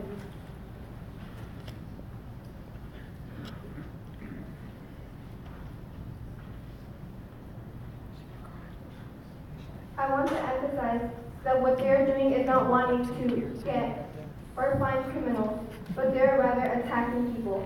My purpose of being here is to give you a sense of the paranoia that illegal immigrants feel. No human being should be under ICE's hostility. I don't know if any immigrants have broken the law, but just because I have not seen or heard of any does not mean that there aren't any. However, just because a few have committed a crime does not mean that they should symbolize all of the immigrant community. I stand with the California Violence Act of SB64. In other words, I want the brutal power of ICE, our police officers, and mass deportation to come to an end. At the end of the day, regardless of who you are and when you have a conflict, we need to be vulnerable to each other's emotions. Although my heart feels for everyone, It pains me even more to acknowledge that people from my own community would have to endure these types of atrocious and apathetic acts towards them. Mass deportations have happened in my city, and if you vote to pass the motion being brought forward today, then you are allowing the feeling of future mass deportation. All I ask from my representatives is, where is your vulnerability? Thank you. Next speaker, next speaker, I would like to invite the next speakers, Ansel Rodriguez, Milad Ruby, Robert Juarez, and Maria Fernando Martino. I believe, sorry about that. Benny Martinez, please come forward. Go ahead. Good afternoon, City Council members, and Mayor. My name is Arturo, and I'm a 17-year-old, and I attend the Academy. I would like to thank you for the time that was given to a topic that has heavily impacted the community. Today I'm here to speak on behalf of my people, and for those that feel insecure about speaking out. This is the current climate of fear that we are experiencing and has unsettled our daily lives. Not knowing whether we will be with our families tomorrow. This fear extends to the individuals we interact with on our daily basis. As the unfounded harm, so-called alternative facts, redirect and propaganda continue to spew forth from the mouth of the current administration despite baseless disregard, it continues to adverse negative effects in our community. We are experiencing firsthand from it is affecting our mental and physical health. We are suffering from widespread Islamization. We are being reduced to only rapists, gay members, and job seekers. In reality, we are essential components of the American society. We contribute to a thriving economy, and we take the jobs that are unwanted by those with legal status and means. We are house cleaners, gardeners, and orange pickers. We are the people that are making our fresh salads possible. We take on hard labor jobs, work long hours to try and create a better life for those we care about and for our prosperity. Many of the people that come into this country looking for opportunity to succeed. At the end of the day, they are doing it to maintain their family in the best conditions possible. The Latino community is very family-oriented and they prefer spending time with one another. And this is the land of immigrants, therefore everyone deserves an equal set of chances to thrive in California. Thank you very much. Next speaker, please. All right, hello, my name is Milad Rocky. I'm a member of the San Diego Board of Dreamers. I am a DACA recipient and a very proud DACA recipient. Today we are talking about an issue of compassion. We are talking about an issue of protecting the most vulnerable people in our communities. I came to this country at the age of 2 years old, and I worked very, very hard. I worked extremely hard to the point where I got to UCSD. I graduated top of my class, and this time next year I will be in medical school. So I came to this country for one reason, to work hard.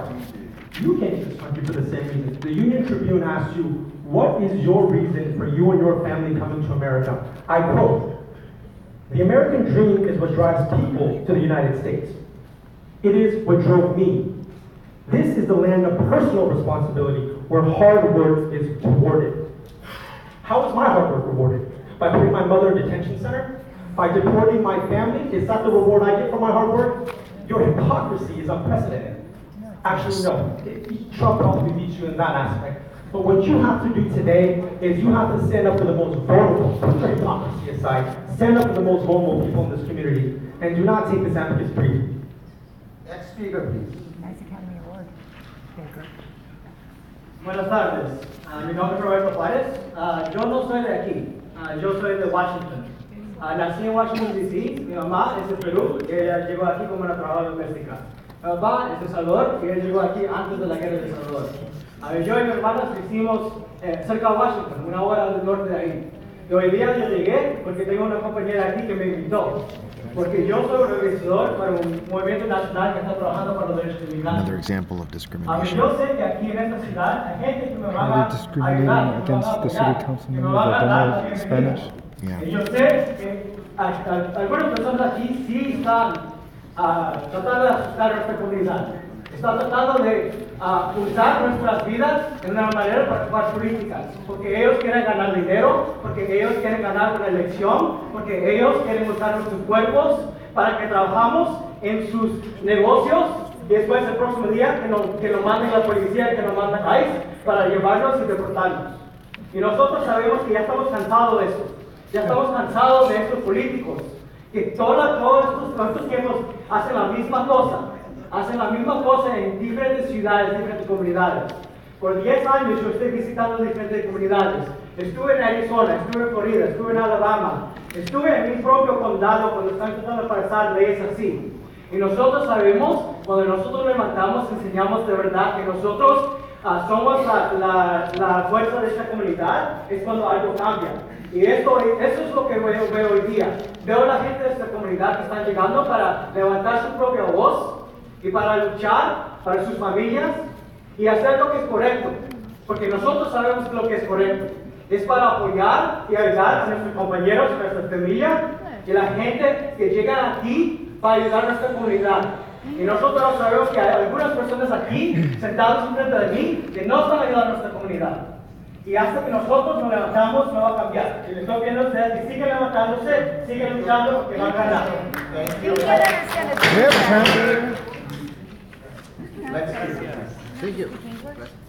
Hi, my name is Maria Fernanda with an A, actually. Madrigal, and I have been a resident of Escondido for the past 17 years. I actually regretted asking to speak because when this section started, I could see in all of you that you were not going to listen to me because I'm not white, because I'm not male, and because I don't have any numbers in my background. Yeah? Seeing Mrs. Diaz speak and stand up to you, this is why I'm standing here. Why you? Yeah, I can see your smile. The same smile you did when somebody said a sexist joke. You insulted. That's what you stand for. But you know what keeps me going is that the city that I know, the city that I was raised outside of here, this is not what I have experienced. People actually welcome each other. People actually love each other. I grew up, I went to high school, I graduated from high school here, and I have worked and I have encountered people who actually stand together and who actually support each other. And I can see that that's not what we're getting from our members. Thank you. Next, before you start, sir, let's invite the next five, Kathleen Lamb, Ed Smith, and Janice Chapman, and then Patrice Sorano, and then Annie Turabi. Please go ahead, sir. Benny Martinez, 7 months resident of Escondido. As we were from the East Coast, I decided to make Escondido my new home. The first thing I did was to go to the library to get my library card. Then I found out that the library was privatized. I thought, what kind of an idiot would do this? After doing some research, I learned about our mayor, Sam Abed. Sam Abed has a long history of boneheaded decisions. For example, the rental ban in 2006. It cost the citizens of Escondido thousands of dollars in legal fees and a $500,000 settlement. I did more research. I have walked the streets of Escondido and talked to the citizens of this beautiful city. This is what they have said to me. Benny, Sam Abed is an embarrassment to our city. Yes. Republicans have said to me, Benny, I will not vote for him. I have concluded that the values of Sam Abed are not the values of the citizens of Escondido. Last Saturday, we did an Easter egg hunt at a local park. Among the children, there was a boy named Gavin. Gavin is a resident of Escondido. Imagine this, Easter eggs all over the place, kids laughing, filling up their baskets, just having a great time. At the end of the hunt, each one of the kids received a present. Then suddenly, 3 kids showed up late. There was no more eggs or presents for them. Gavin went to these kids and gave them some of his Easter eggs and his presents. That is the spirit of Escondido. The citizens of Escondido are generous, good people. The citizens of Escondido are smart. They know that Sam Abed is creating a distraction. He is trying to distract you and me because he's a very unpopular mayor. What Sam Abed is doing is immoral and un-American. These are not the values of the citizens of Escondido. When was the last time Abed had anything nice to say about the Hispanic community in Escondido? In a city of 150,000, with half of the population being Hispanic, Sam Abed had chosen to ignore the Latino community.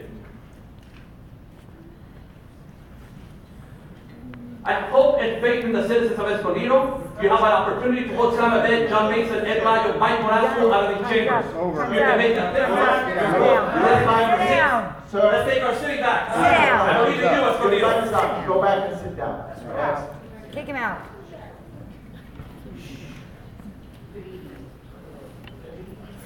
City council members and Mayor Abed. My name is Kathleen Lamb. I'm a 30-year Escondido resident and a retired high school teacher. For 30 years, I worked with local students, including many dreamers, who graduated and have contributed significantly to our community, as we have just heard. In a recent interview, Mayor Abed, you stated that reducing crime is a focus of your administration. I believe you. I would like to ask you, though, I would like to bring up the issue of what exactly constitutes a crime. In the recent roundups and stops here in Escondido and North County on March 13th, one of the people who was stopped was a fellow parishioner of mine at Resurrection Catholic Church and a former student of mine who graduated from Orange Glen 25 years ago. This person is married. She's worked until recently, until March 13th. She's raised 4 children here in Escondido, all of whom are citizens. What's her crime? Why is she now wearing an ankle bracelet and is subject to deportation at any moment? An illegal reentry, in which she returned to the U.S. from a visit with family with her 2 children. That's the basis for her deportation order. Do you, city council members, residents of Escondido, do we really want to drive law-abiding citizens and residents of Escondido into hiding? Is that really what avoiding crime and preventing crime really means in our city? Thank you for your time. Thank you. Next speaker, please. Good afternoon, City Council. My name is Patricia Serrano, and I'm an immigrant. I'm a proud immigrant. For 23 years, I've been undocumented in this country. And I'm not a criminal. I raised a productive young man who graduates from the top colleges in this country. And the tactics that you're using to divide this community doesn't represent the values of the population of this community. It's a shame that you are using this divisive tactic in our city. You don't represent what the community in this city is. This community is diversity. This community is vibrant because the labor and the work and the business of the immigrant communities. If you don't know that, check your numbers because you like the numbers and you do. So it's a shameful that you are using the divisiveness and immigration status of people to gain votes or gain popularity or advance your careers. It's very shameful. But the elections are around the corner. Thank you. Next speaker, please. Good evening. Thank you for continuing to listen to this long, long evening. My name is Janice Chapman. I'm a fairly recent new resident to Escondido. Mr. McGinnis, in your presentation, you said that someone else...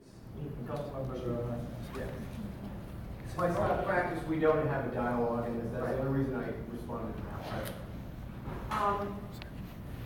I believe in limited government, and this council has certain functions that it is here, the core functions that it is here to do. Yeah.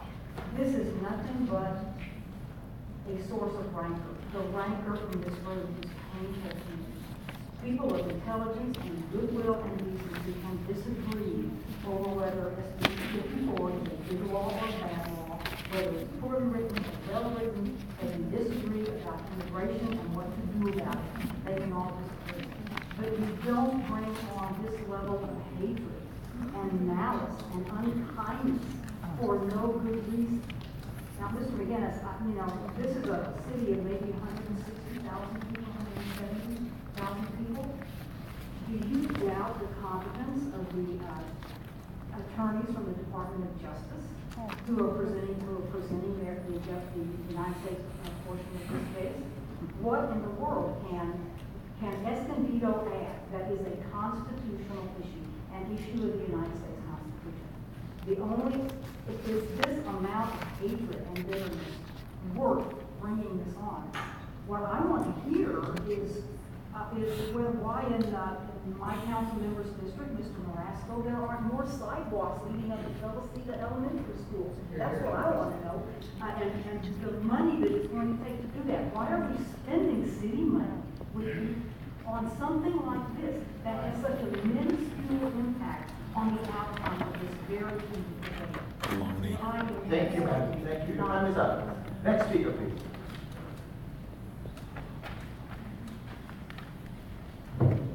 Hi, my name is Smitty. I've lived here since 1957. I went to Central School over here about 58 years ago. I can't believe how our city's getting all turned upside down. When I went to school, I was taught that right is right, wrong is wrong. If you're wrong, you're wrong. If you're right, you're right.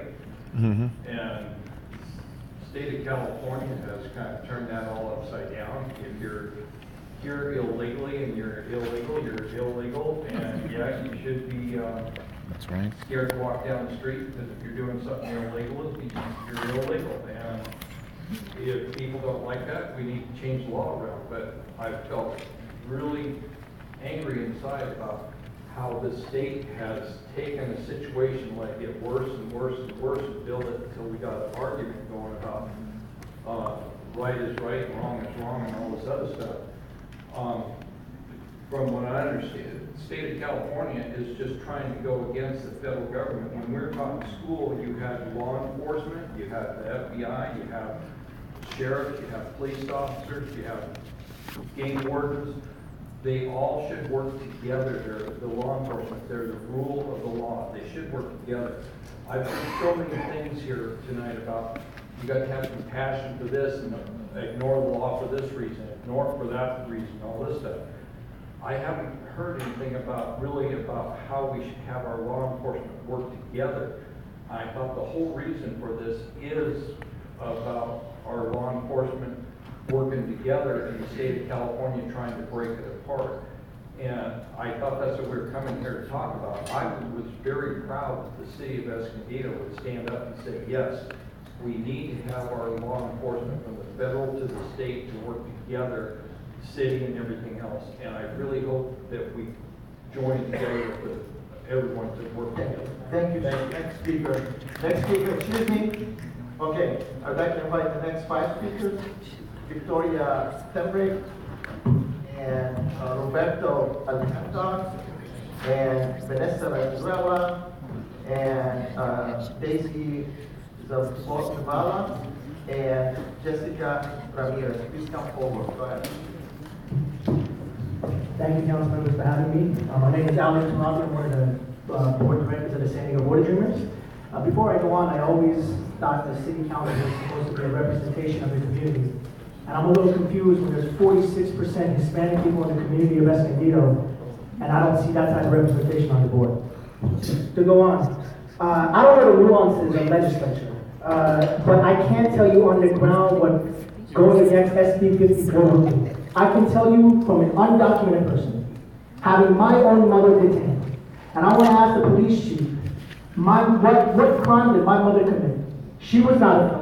She was not a criminal, but she was put in detention for 6 months. She broke the law. If her crime was having a dream, bringing her children to a country that promised them success, if that's a crime, then every single one of you and your ancestors, you're not that far removed, are a victim of that. On top of that, I'd like to say, I work here with some of the Vista kids, and CBP, or ICE and CBP are doing in conjunction with each other, going into the communities and tearing families apart. They're doing it from the border in National City all the way up to Vista here, 70 miles north of the border. And we're talking about actual impact on individual human lives. This isn't about you guys getting political points and keeping your seats or keeping your base happy. We're talking about tearing families apart. This is a very real thing. This is a very impactful legislation that will seep into these communities, the most vulnerable communities. And I cannot believe on this day, the 50th anniversary on the assassination of Martin Luther King, Dr. Martin Luther King, that we're sitting here, we're talking, and we're begging for people to respect our dignity, our humanity, and give us the basic human rights that we deserve, the basic civil liberties that we deserve as humans. I cannot believe it. Thanks. My name is Victoria Tenbrick, and I'm an Escondido resident. And I will not be silent when an entire group of people is demonized and dehumanized because of their immigration status. I applaud the passion of the speakers who have direct experience with what current U.S. policy is doing in our communities. Thank you for not suing the state of California. I appreciate that. We've already wasted resources on this divisive issue.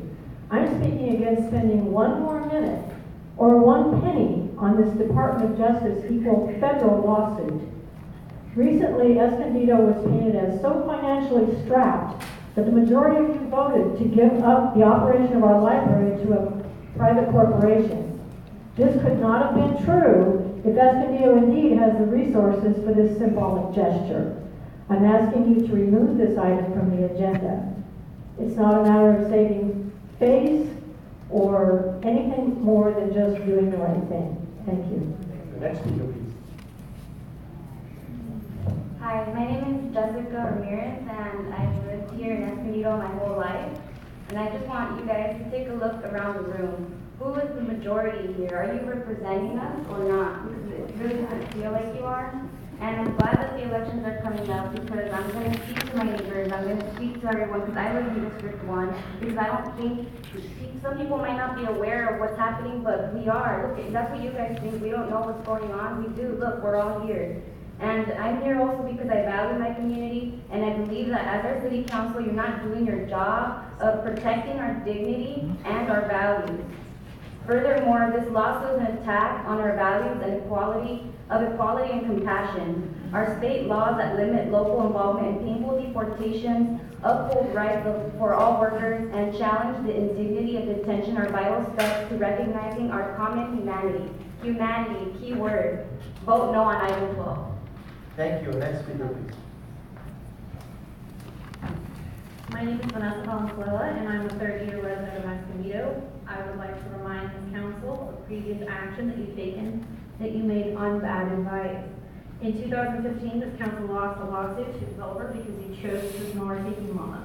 During that meeting, you were vehemently cautioned of the financial liability you would be bringing on the city, and without any further research, you moved forward, costing the city hundreds of thousands of dollars. In 2017, you were forced to settle another lawsuit, this time to the ACLU, because you've openly admitted you chose to ignore federal anti-discrimination laws, a settlement that cost Escondido taxpayers $550,000. It's clear to most residents that you cherry-pick which laws you want to uphold and support. To seek to support a case that's still being litigated that will have zero impact on the outcome is ridiculous. Our mayor has been quoted saying that we have the lowest crime rate since the 1980s. We have no interest in this lawsuit. The city of Escondido has a $243 million pension issue. We have a homeless issue that the city does not want to do anything about. Our roads are crumbling under people's tires in some neighborhoods. I did not come here to tell you tonight because I think that I can change your mind. We know that this is an attempt to distract voters from your failed and damaging policies. But I will say the most prudent action is no action at all. I came here to tell you that Mr. Masson and Mayor, if you find it too difficult to do your job under the current state legislation while it's still being adjudicated, then I urge you to submit your resignations so that capable replacements can be found. Next speaker, please. Good evening. My name is Roberto Alcazar here on behalf of the City of San Diego and Ventura Counties. Just want to let you know that what you are doing is wrong. The state of California does have the authority to act on what that's before under the 10th Amendment. It says that there are exercises of right under the 10th Amendment, and so that's what that is here. You hear a lot of talk about how this is not about xenophobia, it's not about discrimination, but it is. It really is about that. And also, one of the main issues here too is that we have to understand that this is an issue about tearing families apart. It's about creating a clear division between the federal government and then local governments and state governments. Now, on a personal note, Mr. McGinnis, I'd like to offer advice as a public official myself. If you are bothered by the fact that you will have to do more PRAs, which the public is entitled to, you should resign. Because we're talking about transparency here. That's the point of PRAs, is to create transparency. So if you're saying that this is going to create more work, I'm sorry, but that's what you were chosen to do. It's your job. And then, here's the argument that this is not about xenophobia or about discrimination. I got two examples here for you. I'm sitting next here a couple rows from here, right there with a blue shirt, and I heard that video where they referred to someone as a criminal. Someone who's legally here. She only based it off the way she loves and the way she spoke. Because that person is legally here. She referred to as a criminal. And to the sir back here who stood up to flip off the gentleman who spoke in Spanish, soy ciudadano, I'm a U.S. citizen, and I can speak whatever language I want. So if my español te hace sentir mal, ni modo, aprendo tu lenguaje. So there you go. That's the point of the Thank you. Hello, my name is Isabella. I was born and raised in Escondido. I was actually born in the old Palmer building. I'm just here to speak for my community. I am from District 1 and I you represent me and my family of immigrants. I want to ask every single one of you to look me in the eye and tell me that you do not care about my family, that you do not care about our community, and that I just want you guys to be straight up with me. Because this isn't fair. Because what you guys are proposing is unfair, not only to the majority here, it's unfair to every single student, it's unfair to every single one of your constituents. Olivia, I want to thank you so much for being the only voice. Even if I don't live in your district, you still stand up for me and my family, our community of immigrants. I want to thank you so much for being the only one here to stand up for every single person here and tell them what is right and what is wrong, because you know.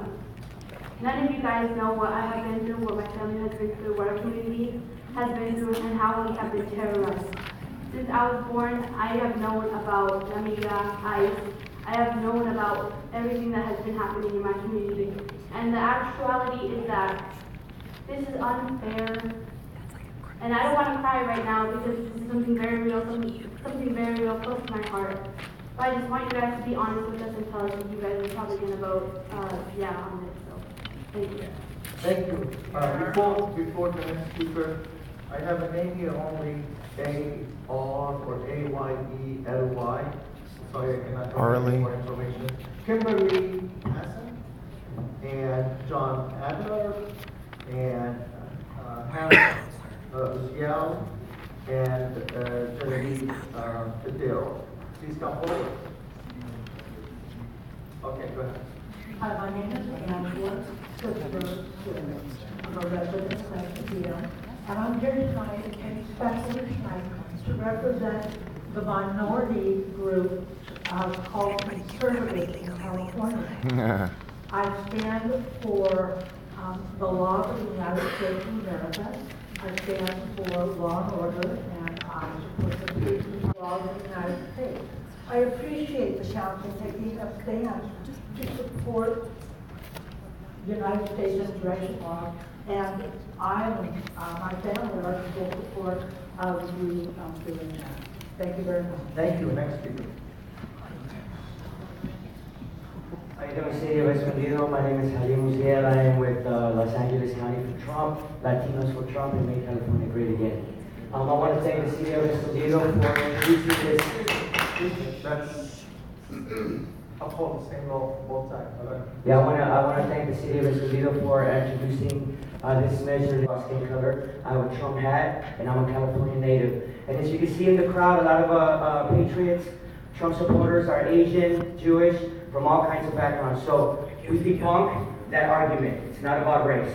It's not about immigration either. Okay, it's not about legal immigration, and it's not about illegal or illegal immigration. It's about two things and two things only: public safety and the Constitution and our laws.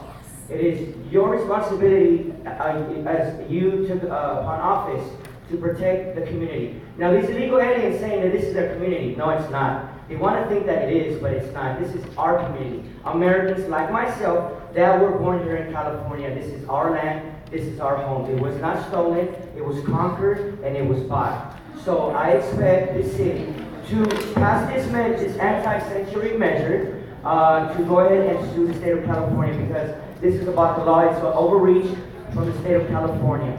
Now, another thing I wanted to say, a lot of people want to talk about compassion. Yes, we do have compassion. We have so much compassion, and we're so diverse here in America that we do allow immigrants to come in legally, like my mother and like so many of us patriots that are here, that are immigrants but came here legally. It is, I'm going to be honest with you, these illegal immigrants are a shame. They're a vergüenza to us legal Americans that are born here. And I represent hundreds and thousands of legal Latinos, American Latinos born and raised in America, who to these people are just, they make us look bad. They're not our people. So if you want to take it to immigration and race card, we can go there, but let's do it logically, not with tears, not with emotion, but with facts. So I want to encourage you, we stand with you to pass this measure, to vote yes on the lawsuit, and we support you, and please choose Americans first. Thank you so much. Americans first. We're not going to do that, okay? Let me go and listen to the speaker. Hi, my name is Kimberly, and I'm very nervous. Thank you very much for taking the time. I want you to know that I'm an American Indian, not the type from Elizabeth Warren. I am card-carrying. I'm sorry for the TV shows, but I'm card-carrying. I actually go with my tribe, which is Choctaw. I am also the granddaughter of an immigrant, a legal immigrant. I am absolutely for legal immigration, and we are the land of dreamers. However, the American dream is the American dream. And I urge you to say no on SB 54, and please stand with the other counties that are opting out. I urge you for the law enforcement, for their safety, for them picking up somebody who's already in custody, as opposed to going into a community where they could have gotten another weapon, and maybe they're defending themselves. But for our law enforcement and for their safety, I urge you to opt out. I urge you because we did not vote for this. As Californians, we did not vote for this. Booth was brought up by Kevin De Leon, and while I respect his public office, he, by his own admission, has half his family is illegal immigrants. Again, I am pro-immigration, but I am concerned about our resources, about our roads, and about our schools, about our teachers, and I think our money needs to be spent more wisely on Americans. We have homeless people here, yet we cannot have open borders. We just can't. Every other city and country has a border. We can't be the only person. And while I have compassion for others, especially with my American Indian heritage, do I have deep compassion that's been entrusted with me for years. However, we have to say no at some point in time. Thank you very much. Thank you. Next speaker, please. Next speaker. Hi, good afternoon. My name is Genevieve Peters, and I want to thank you so much for taking this issue on. This is an American issue, and I've heard so many well-intentioned people talking about the humanity of it and the moral issue, and what I see is, and the divisiveness, I think that's an interesting word. When you crossed our border, you divided the American people. Because when you crossed our border, you became illegal and you became a criminal. And when you become a criminal in our country, you need to have consequences. And for the first time ever in my lifetime, we have a president that is brave enough, strong enough, and has the courage to take on an issue that no one before him has been able to do. And we finally have gotten to this point where now you guys, unfortunately, have to deal with it because our federal government hasn't hasn't dealt with it in over 30 years. So I am sorry that it is now on the shoulders of not only San Diego, but every city in America to stand up for the U.S. Constitution, to stand up for the American people. And let me tell you, if you want to not worry about being deported, not worry about being separated from your family, don't cross that border. Make sure you do the right thing. Stay in your country, make your country better. And if you came here and you're a DACA recipient and you got an education, God bless you. Thank the American taxpayer for that. Kiss the soil that you walk on. And now go back to your country with that fabulous education and do something. Take care of it. Sit in your town hall and ask your officials, your country's officials, to do the right thing for you. Thank you. Thank you. Okay. Next, let me invite the next 5 speakers. Jesse S., Arthur Shopper. I'm sorry. And Jonathan Chan, and Richard Ready to Shore, I think, and Lisa and Toby. Please come forward. I'm sorry about Thank you. I'm glad I got here. Is that good? Yes, excellent. Thank you. Hi. Hey, someone from Arizona just called me. Hi, I'm just going to keep it simple because there really is no rocket science to this SB 54. SB 54 is just a cover-up word for illegal activity. Crime. What is Kevin De Leon, unless he's a pawn, why are they using it to bring in this SB 54? What is it? Have you guys read it? Why it's getting intertwined and mixed up with immigration, illegal immigration, and all of it? You guys need to read SB 54. There's no rocket science to it. It's illegal, it's wrong, it's devious, it's a crime, and it is tying the hands of our authorities, the ones that protect us here in California. And there's a scary, corrupt, cartel, mafia-style agenda behind it. And you guys need to recognize it and read it 10 times if you need to. We are here to protect ourselves as citizens, even you non-citizens. Get with it, get yourself legal, but get informed. There's no rocket science. We have tons of information out there. Just get informed. Don't play the victim card. Don't play the race card. We should be grateful.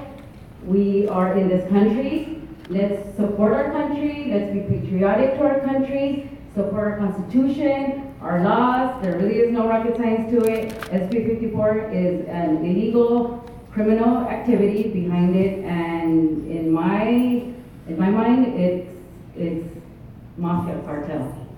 Be careful. Next speaker, please. All right. Good afternoon, ladies and gentlemen. Look at this, it kind of surprises me. Microphone. Learning what SB54 is. Nice representation, I guess. But Michael McGinnis, he's right. Harboring subsection 1324A1A. He's right about harboring subsection 1324A1A, how the passage of SB 54 is hindering that. So Governor Brown, Basura, and De Leon should really be arrested because they are harboring illegals. I think most of these people don't even know what SB 54 is. And talk about values. I'm a proud Latino, and I'm about my values too. You know what values are? Is not to harbor criminals, because that's what SB 54 does. If my daughter was to get raped by an illegal, he could bail out and then flee to Mexico. Is that what values is today's world? I don't understand that. Why are they for criminals? It's not the legal, it's not about the alien who's here not committing crime. It's about the illegals that are doing the crime that are being protected by SB 54, and that is wrong. That is really wrong. So talk about values, I don't get it. We need to get these people out if you commit a crime.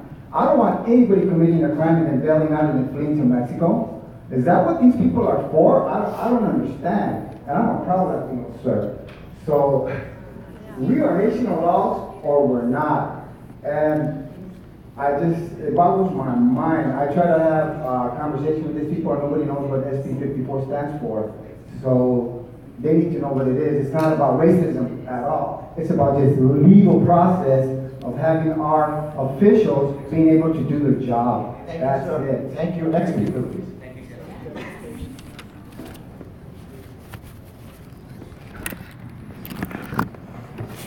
I hear a lot about the cost of illegal. My name is Arthur Shopper.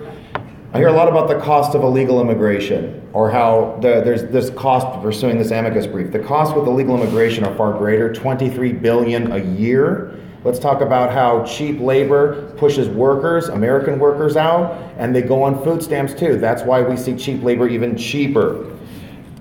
The other costs, let's talk about illegals who have killed Americans. That's the highest cost. On this button, I have a picture of Ronald Da Silva executed by an illegal alien in El Monte.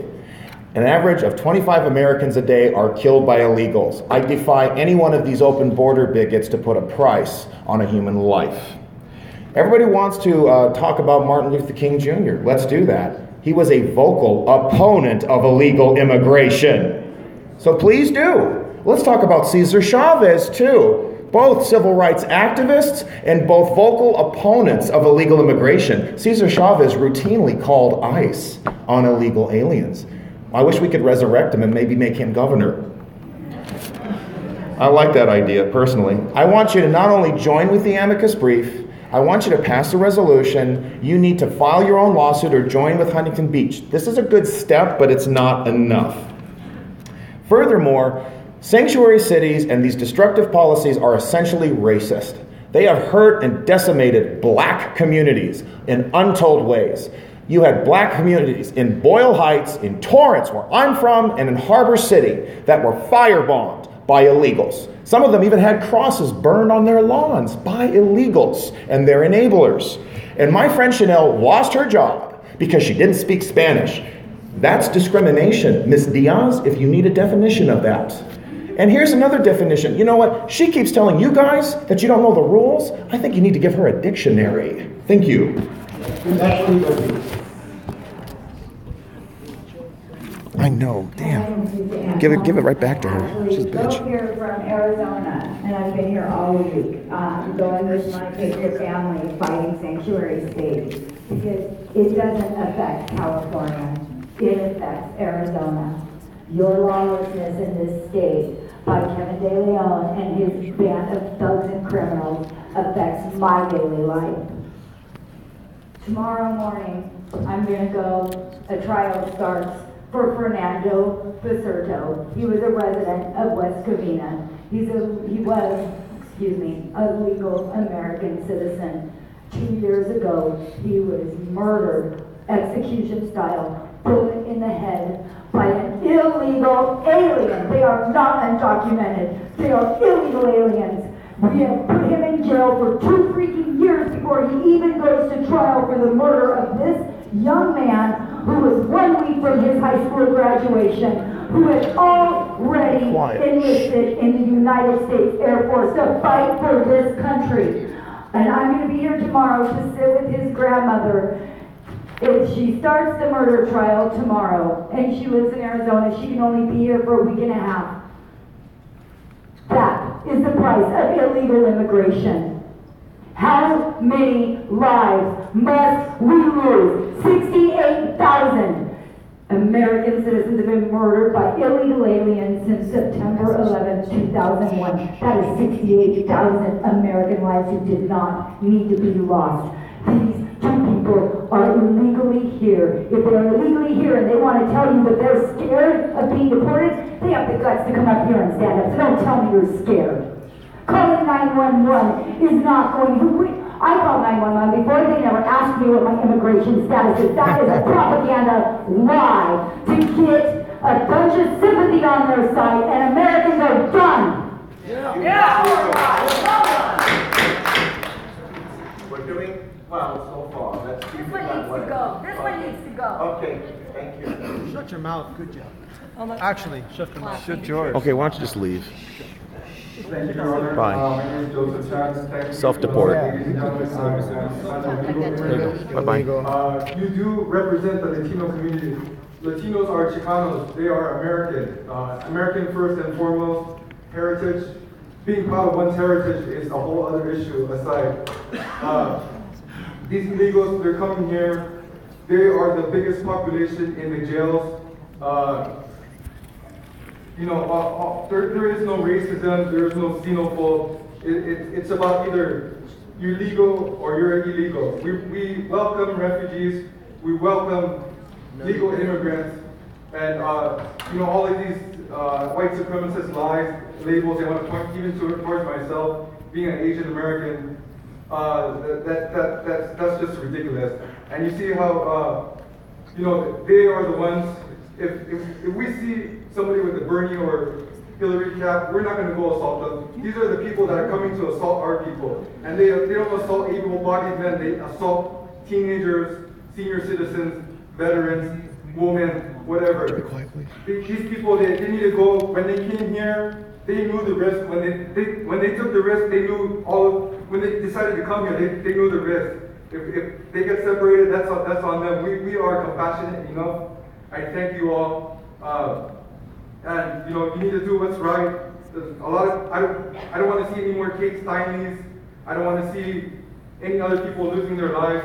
If they go to jail for killing somebody, they'll just do a short time, get released, catch and release.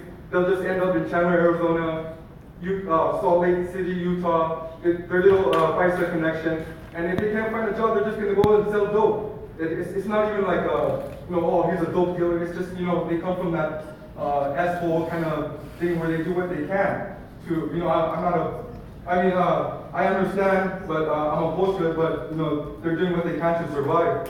And, thank you. Thank you. Okay, next speaker. Inshallah. Before next speaker, I respect your opinion. Thank you. Thank you. Sarah Sullivan next, and Jennifer Harrison, and Brett McIntosh, and Jura Young, and Caroline Tesa. Please come forward. Right. My name is Richard Schauer. I'm an 18-year resident of Escondido, and I'm retired. On the motion to accept or reject the California sanctuary state policy, the city council to reject it.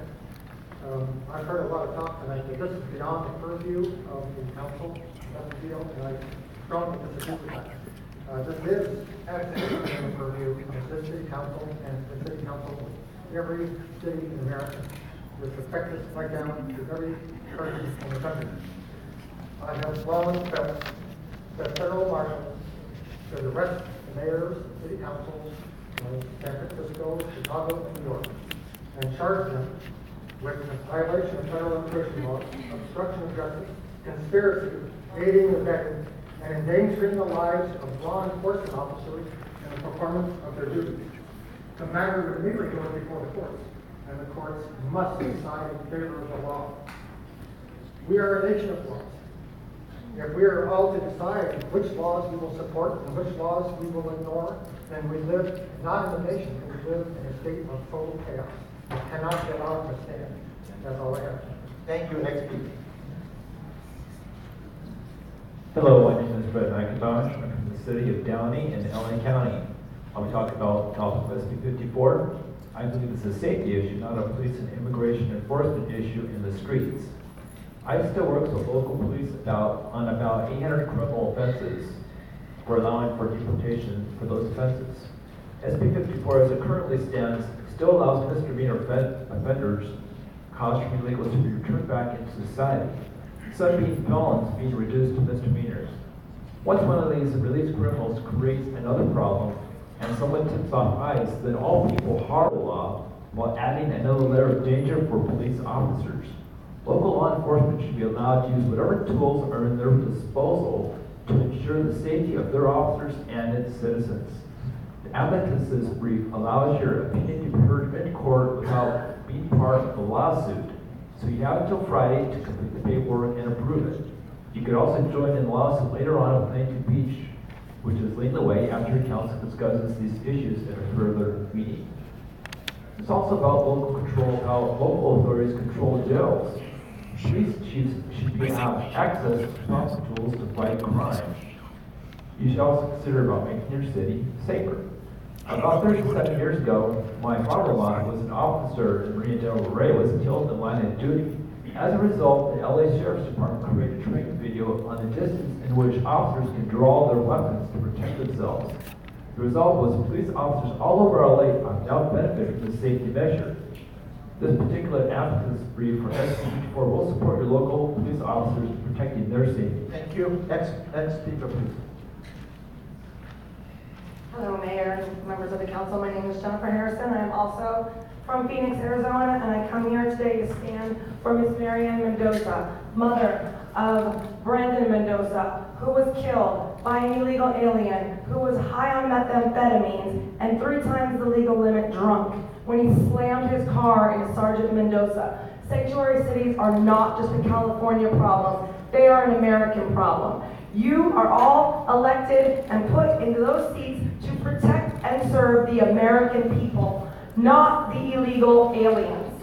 Sanctuary cities that prevented law enforcement from taking his killer off of the street continue to kill our Americans day after day. 26 Americans die every day at the hands of an illegal alien, okay? Enough is enough. So I'm here to ask each and every one of you, what American citizen are you willing to sacrifice to give sanctuary to an illegal alien? They don't want to be split up from their family members by ICE coming in. Well, I'm sure these families didn't want to be split up from their family either. They will never see their children again. They will never see their family members again.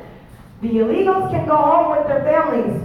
Their families get deported, they can go visit them, they can leave with them. Their parents made a decision to cross that border and put their children's lives at risk and put their future in jeopardy. That is not our problem, that is not your problem, that is not any of these Americans' problems, and it definitely isn't these families' problems. It is time that each and every one of you that work for the American people put the lives of Americans and American safety first. You will not tie the hands of law enforcement from doing their job and protecting Americans. Americans have dreams too, and we are done. We are done being put second. Illegal aliens are not a protected class, okay? Next speaker, please. Yes. On and on. Good evening, my name is Sarah Sullivan and I'm a lifelong San Diego resident and native of Escondido, California. I've been tuning into most of the live feeds around Southern California regarding the opt-out, and I've read many articles about the SB 54, and one thing in common that those making efforts to support sanctuary cities have is that not one of them seems to want to get too real about them. Even the way the wording is strategically misleading and sugar-coated, I find quite interesting. To normalize it with pleasant words like dreamer and undocumented and sanctuary, in an effort to encourage sympathy and admonish those in dissent of the concept.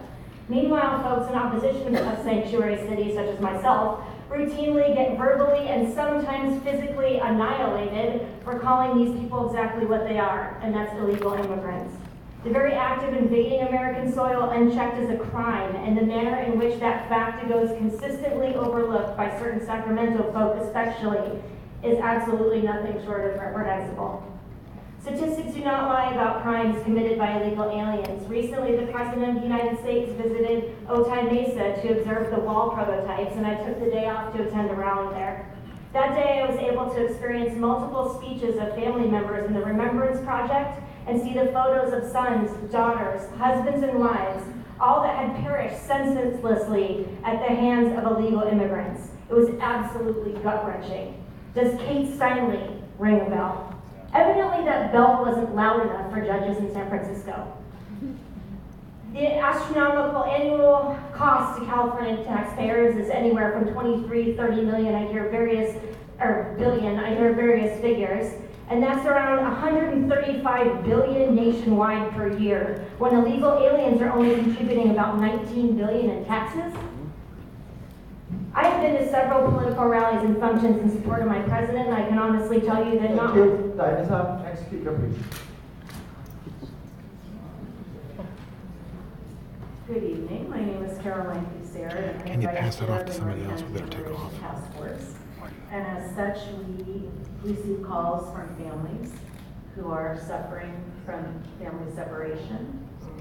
The majority of them are folks who are just going about their daily business when they're stopped. What I'd like to say about this particular issue is that the people of California have already voted. And in fact, this is the law of California right now.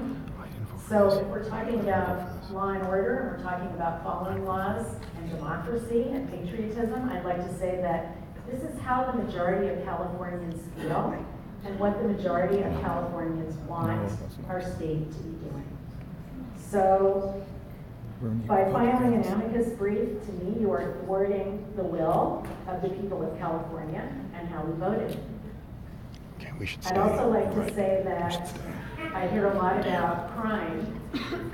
There are many, many, many studies, including FBI, including Cato Institute, You know what? which is a But the conservative problem is that the institute. illegal In crimes fact, are it is a underreported fact or not that reported undocumented at people, all. that immigrants in general commit fewer crimes than native-born people. So hearing this issue over and over, you know, my sister was raped by a white man, and I don't walk around blaming every white man who raped my sister. To equate that with race is ridiculous. To equate that with documented status is ridiculous and flies in the face of what's factual. People are talking here about not making decisions based on emotion and making decisions based on fact. I'd encourage you to look at FBI statistics. I would encourage you to look at the information that the Cato Institute, a conservative institute, has come forth with. The other thing I want to say is that the police can enforce laws, criminal laws, as they always can. The federal government can enforce federal law, as they've always been able to. Thank you. Next speaker. Before I'd like to invite the next five, V. Placencia, I'm sorry, it's not clear. Benjamin Prado, Jennifer Becker, and Dr. Mike Schmidt, and David, sorry. Okay, go ahead. Hi, first of all, my name is Jory Young, and I'm not a resident of Escondido. I'm a resident of the United States of America. Okay, hello City Council members of Escondido.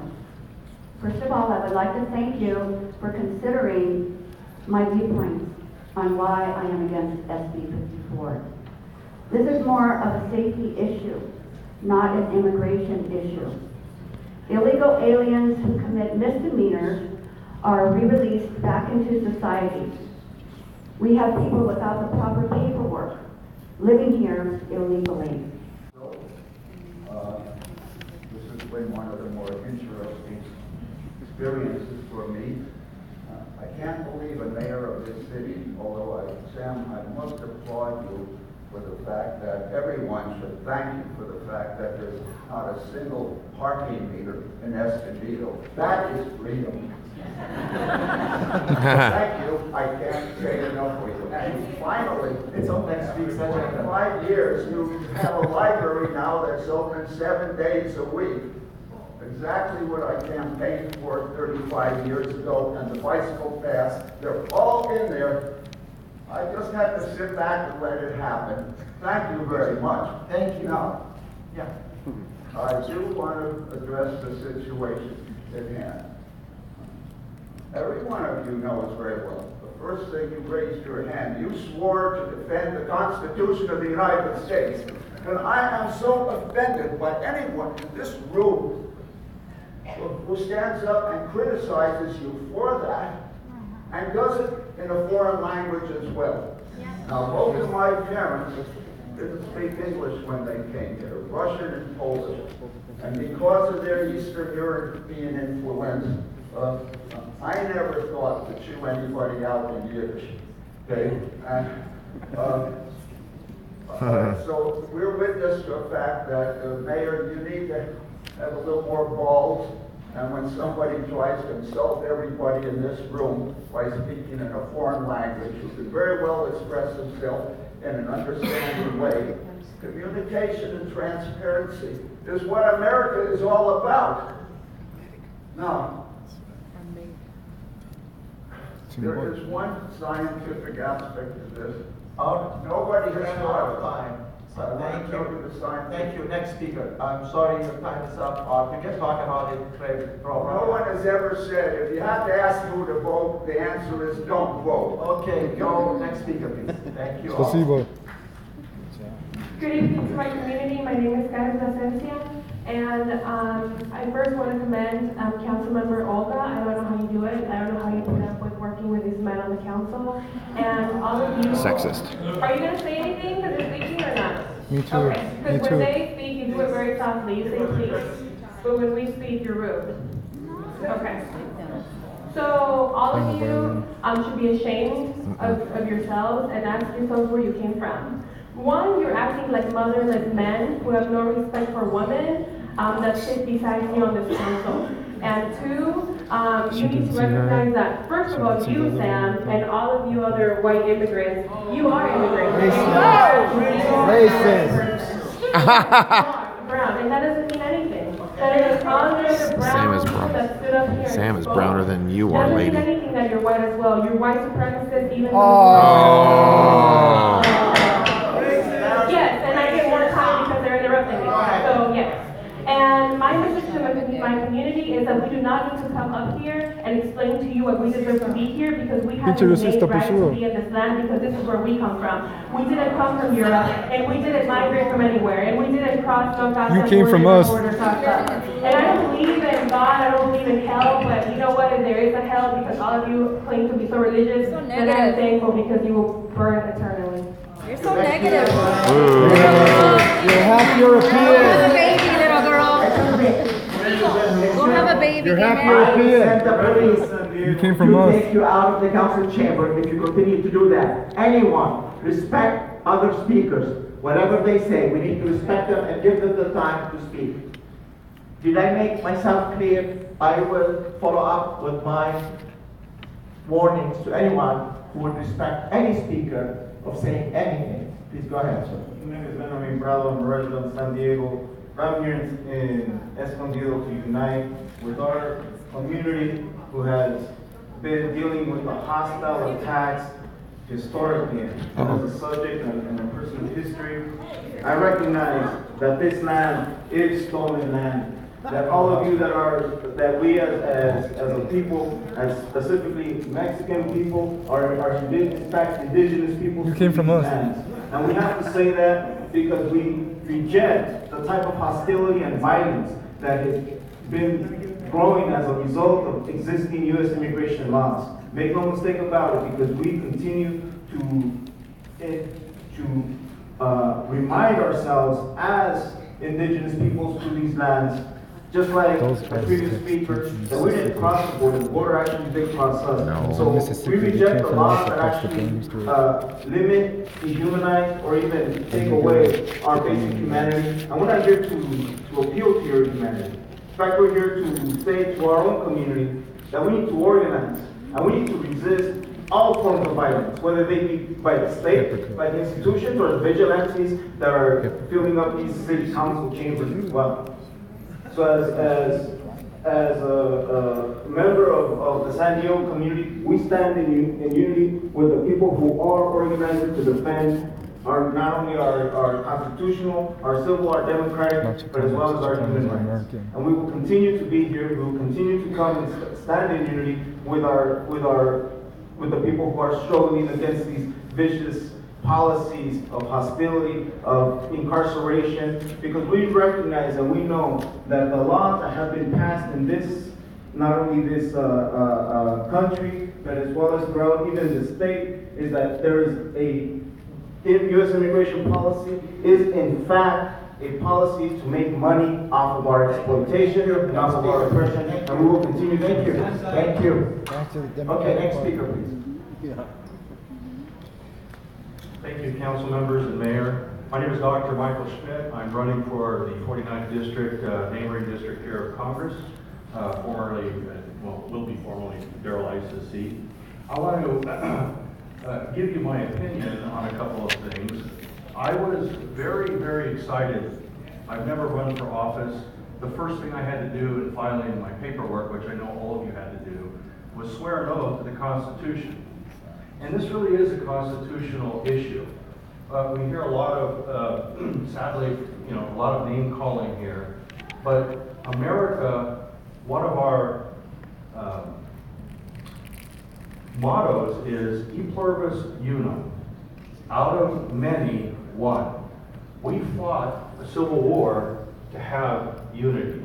When the state government exceeds that, thank God, even those who don't believe in God, we have a constitutional method to solve these things in the court. I want to talk specifically to Mr. McGinnis on some points about inclusion to the amicus brief. One of the things that's true, if we look at statistics, and I slept through many statistics classes, enough to know that there's a correlation between the late 2011 and 2012 relaxation of immigration standards by the previous administration, and then absolute, and I can share with you afterward CDC data, an absolute hockey stick spike in fentanyl-laced and fentanyl and heroin overdoses. 63,000 people perished in 2016, according to the CDC, because of this. What this has been is a Trojan horse allowing cartels to come up and conduct chemical warfare against our population. This has not had to do with Latinos, any race. This is an American concept. Thank you. Next speaker, please. Hi there. Thanks for giving me the opportunity to say a couple of words. My name is Microphone. Jennifer Becker. Microphone. And I am a Californian all my entire life. I was born in Fontana. I was raised my children in North County here. And I currently live in Imperial Beach. And what I would like to say is I am not against legal immigration. I have nephews and nieces that are Hispanic and Latino and Colombian. And I love them. It's not about race. It's about the fact that my children got held back in school, who are now grown adults with the crappiest education they could have ever received because of the Hispanic, Spanish-speaking culture that was in our schools. Everything got taken away from my kids to give the Spanish-speaking kids information, their parents, their this. My kids suffered from that. My kids' dreams were crushed. And that's all I have to say. Thank you. I would like to invite the following speakers: Aisha Palomares, Mike Osborne, Janet West, and Margaret Wiley, and Gerald Thomas. Please go forward. Esquire, Michael McGinnis, members of the board, and Mayor Sam Abid. I will tell you this, ladies and gentlemen. What's your name, sir? Welcome to the United States of America. Sir. I am your host, David Allen Pupta. My U.S. attorneys and your Supreme Court justices are blocking all administrative orders from the current administration. My true name disclosed is I'm a military defense contractor, founder, governing chair of BlackRock Financial, the largest shadow bank in the world, with U.S. assets and currency of $500 trillion. Donald Trump was hired by me to be my voice. I'm disenchanted. I'm introducing to you a legislative law that was passed and signed by the President of the United States of America and approved by Donald Trump March 24, 2018. Everybody in DACA is legal. Okay, go ahead. I banned and bought back all assault rifles, prison reform. It's legislative law. You understand? I urge you to join to be a voice in this lawsuit, to bring that voice forward. You just have to make a decision if you're with me or against me. Thank you for your time. Next speaker, please. Nice try. April 4th. And I am a presidential candidate with 100% approval of the Senate. Next speaker. Good evening, my name is Aisha Wallace, and I'm a high school student here in Escondido. I've lived here for my whole life. See that in Mexico. You're right, this nation was conquered. It was stolen in the most disgusting manner. This nation was forged in the fire of genocide and gentrification. This nation was founded on rape. This is what this nation was founded on. I've lived here my whole life. I've been proud to be a member of this diverse community. I am proud to be a Chicana. I come from a family of hardworking immigrants who have given back to this great nation by serving in the military and educating our children. We are all brothers and sisters, and we should never be willing members to tear each other down or each other's families apart. Where is our humanity? How is it humane to conduct mass deportations that target some of the most vulnerable, yet some of the most vital members to our society? We're not job stealers. Given the opportunity, most citizens would decline the jobs we are offered. Oftentimes, not in line with the OSHA regulation businesses are required to follow.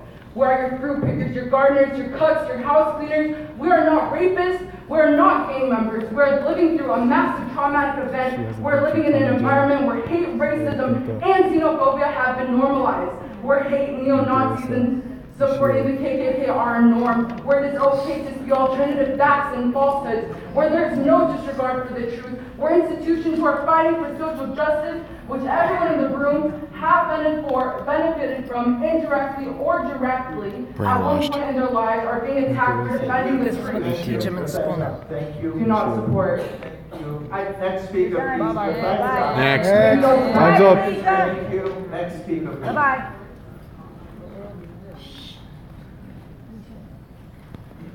Mark Osborne. Really disappointed to see a minority group labeled as terrorists, murderers. It's ridiculous. He hasn't been on the right alone. And this issue really seems to be a product of general tenor in our country right now. Our U.S. leadership seems to be promoting chaos and culture wars and trying to make racism great again. I'm really disappointed that the Escondido City Council has taken up Donald Trump's agenda on immigration in the spirit of villainizing immigrants. There are loads of things that we can disagree on in this country, when we do. Sam Abed is an immigrant. Bring all these issues to the surface. Textbook fascist scapegoating of immigrants for one, and other minorities. We all need to resist the impulse to fight about every single thing. And we shouldn't spend any more time on more taxpayer money on this Escondido versus California issue. Thank you. Next speaker, please.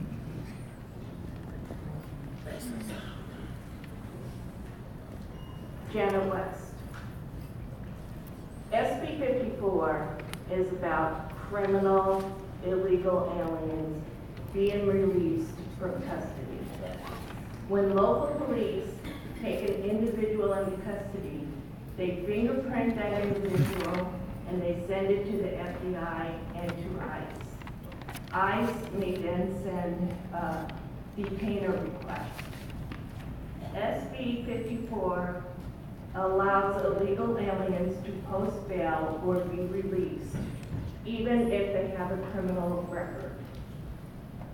Sheriff Hutchins, the Orange County Sheriff, publicly has stated that because of SB 54, she has had to release people convicted of sex with a minor, child cruelty, and domestic violence. Now, Ms. Diaz, since you've read the law, you must be familiar with that. And if you vote against joining this advocacy brief, I would like to know why you're throwing battered women under the bus. Yes. Why you're throwing children who have been sexually abused under the bus. Sheriff Hutchins said, I have an obligation to safeguard our community. City Council has the same obligation. I'd like to mention Jamil Shaw. He was killed by an illegal alien who had been arrested for attacking the police and having a weapon. And within 24 hours of his release from jail, he killed Jamil Shaw. What would you like to tell Mr. Shaw's? Thank you. Thank you. Next speaker, please. Before you come forward, Jessica Ranfolk, Jennifer Martinez, April Reyes, and Jack Bonha, and Melinda Nistes, Consuela Martinez. Please come forward. Go ahead. Margaret Wild, I'm a resident of the United States of America. We are a family, and like many families, we don't always see eye to eye. But this has brought up dialogue that's been swept under the rug for too many years.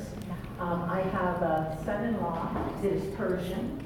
He's Baha'i, they're persecuted. His mother came here to go to college, and they came legally. In fact, his mother started a group that pulls together Baha'i, the Interfaith Council. At the Catholic, I saw a rabbi hugging a Muslim cleric at the last Interfaith Council that I went to. But I also have a daughter that is, she has a husband who's, his parents were from Belgium and his mother's from Netherlands. I have a son who married a woman in Japan when he was in grad school. I also have a daughter-in-law who doesn't speak anything but Spanish. And my son married her in Central America. She did it the legal pioneers into Texas. Yes. Because they were tired of all the raids that the Indians, the Apaches, would go into the rancheros in Mexico and steal their horses. So people, pioneers were invited in to be a buffer between the Mexico country and, and when people came We gotta go to Aliso. They need our help. California, it was wild west. But people did things to correct it. A lot of the reason everything's going on awry in Mexico is the men. Thank you. Next speaker. We gotta go. Good evening, Mr. Mayor. That's not an exit? Can we exit that way? I've been going to these things, having all these council meetings ever since we started. Folks, we're going to Aliso Viejo next. Mission Viejo and